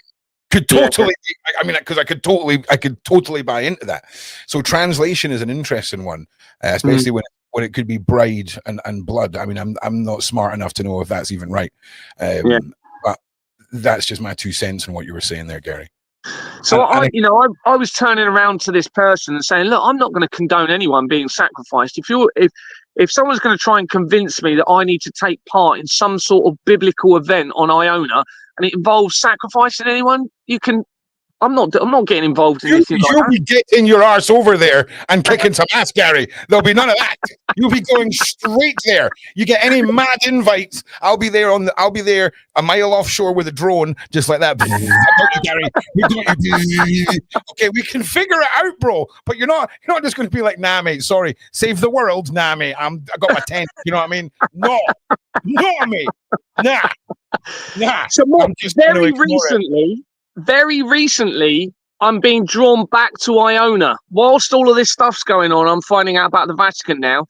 And that is because I think we might have spoken about the Stone of Crone or Stone of Destiny. So the Stone of Destiny is apparently a stone that needs to be used in the real coronations of the real kings and queens. And it's a stone that creates that, my understanding is, a biblical connection to the creator through the royalty. Yes, 100%. And that stone was allegedly stolen in 1951. It was moved from Westminster, broken into pieces, and potentially a fake stone used for the coronation of the Queen in 1953, 2 years later. That's the story. I mean, I've heard that story. I've heard just so you know, like that for a long time. We've told that story because I mean, it used to sit up in Edinburgh Castle. That's it. Yeah. By the way, the most underwhelming of biblical relics. Okay, looks like somebody kicked down a wall at the local school and just picked up the top slab of it. It's just of all the relic stuff that we could have in Scotland, it is just so underwhelming, man. It's not even a fancy stone, mate. It's not even a fancy stone. It is just like a medieval slab of rock. Brilliant. Right. Wow. Awesome. So, but you know, underwhelming relics usually have significance to them, because why else would you keep them around? You know what I'm saying? Yeah. Well, you've seen the Indiana Jones movie with the Holy Grail. It was that old rug, that old cup, wasn't it? Yeah, do you know what? I was going to use that analogy 2 minutes ago, and I never, Gary. Okay, so that's a belter, 100%. But I just want to point out the Elon Musk Halloween costume that we've got at the side here. That's a bold move. Okay, it's a bold move for anybody to be making. But I mean, I don't know what to say. I could give you a breakdown of how this is probably a suit of armor from Diablo, which is one of the games that Elon Musk is a nerd for. But is that just a really coincidental cover-up, Gary? Okay, who knows? Do you know what I mean? So listen, we're about to hit the 3-hour mark. Okay, so if it's all right with you, Gary, if to wrap up the show this evening, and I just want to put everybody's minds at rest. If Gary gets an invite to stop evil on the Isle of Iono, I'm going to vlog it. Okay, I don't care what Gary says. We're going there. If I've got to drag him there like a toddler, kicking and screaming, I don't want to save the world, Gary. Get in the car. Get in the car. Right? Get in the car, Gary. Okay. Just get in the car, mate. Okay. And we go and we sort it. Okay. It'll be fine. Okay. I'm just going to ignore it. Nah, mate. Nah. No, this is gonna work, Gary. Okay, 100%, mate. 100%. Gary's 100%. I'll come back and monetize that, and that'll be your life. That'll be your retirement fund, mate. You know what I'm saying? No, do you know what I'm saying? You can get the biggest tent you want, mate. You can get 2 spare rooms and a little furnace and shizness. It'll be awesome. You're freaking amazing, mate. You can have it all. But yeah, we're vlogging that, mate. There's no turning down the calling. There's no turning down the calling, bro. It's okay. We'll all be there. Okay, in the side chat. Do you know what I'm saying? L's in the side chat for Satan, everyone. L's in the side chat, and they'll look like So it has to be done. And I mean, Gary, it's mind blowing tonight. The redheads, the shoes, the famous families, the politicians, the globalists, the elites. How it all ties in with companies' houses, the erasing of the evidence as you're releasing it, and just once again another absolutely gripping showcase of your evidence. And I just can't thank you enough for giving up your time to share it all with us, Gary. I really appreciate it. I really do. And you can bet your ass we'll be back next week, okay? Because I'm just in the same way as I'll be dragging him by his ear to Iono. This is the relationship we have now, and yeah, whether Gary likes it or not, I'm going to figure out a way for us to at least stockpile those hand warmer packs for you for winter or something, and then just Call of Duty drop them into a field for you or something, you know, because you're doing an incredible job. I don't think people really understand that some of us, this is just a podcast. You're going to turn this off. You're going to turn up the heat in your house to 32, sit in your pants and carry on binge watching content. But for Gary, this is a realness, and we all need to kind of remember that, because man lives in a tent. Okay, let's just remember that. Okay, for all of us, this is what he's going through, and that's the realness. So I'm I promise you I'm okay. What the hardest thing for me is they took my dog, and I still haven't seen my dog since I was arrested, and I haven't seen a picture of it, haven't seen a video of it, and they taking a man's that is nah. Now I'm mad. Listen, guys who are watching on the satellite, that ain't the one, mate. That ain't the one. I lost my dog last year. That ain't the one. So we need to get you a tiny handheld one. You know, one of those real small ones that you can just slap in a freaking satchel. That's what we need to do, man, because that is They knew. I mean, that must have been deliberate to try and break me, because they know how much I love my dogs. But you know, obviously I've just got bigger things now. Obviously it's a lot bigger than my dog, but that's probably been the hardest thing. Other than that, I've been okay, to be honest with you, you know? Nah. Yeah. Now there's more. Now there's that's not the one, mate. That's not the one. So yeah, like we need to get you a massive dog, like a massive dog, like one that you don't even need to zoom in that far from space to see, like you know what I mean, like a bad boy. I definitely need a bigger tent then. Definitely need a bigger tent.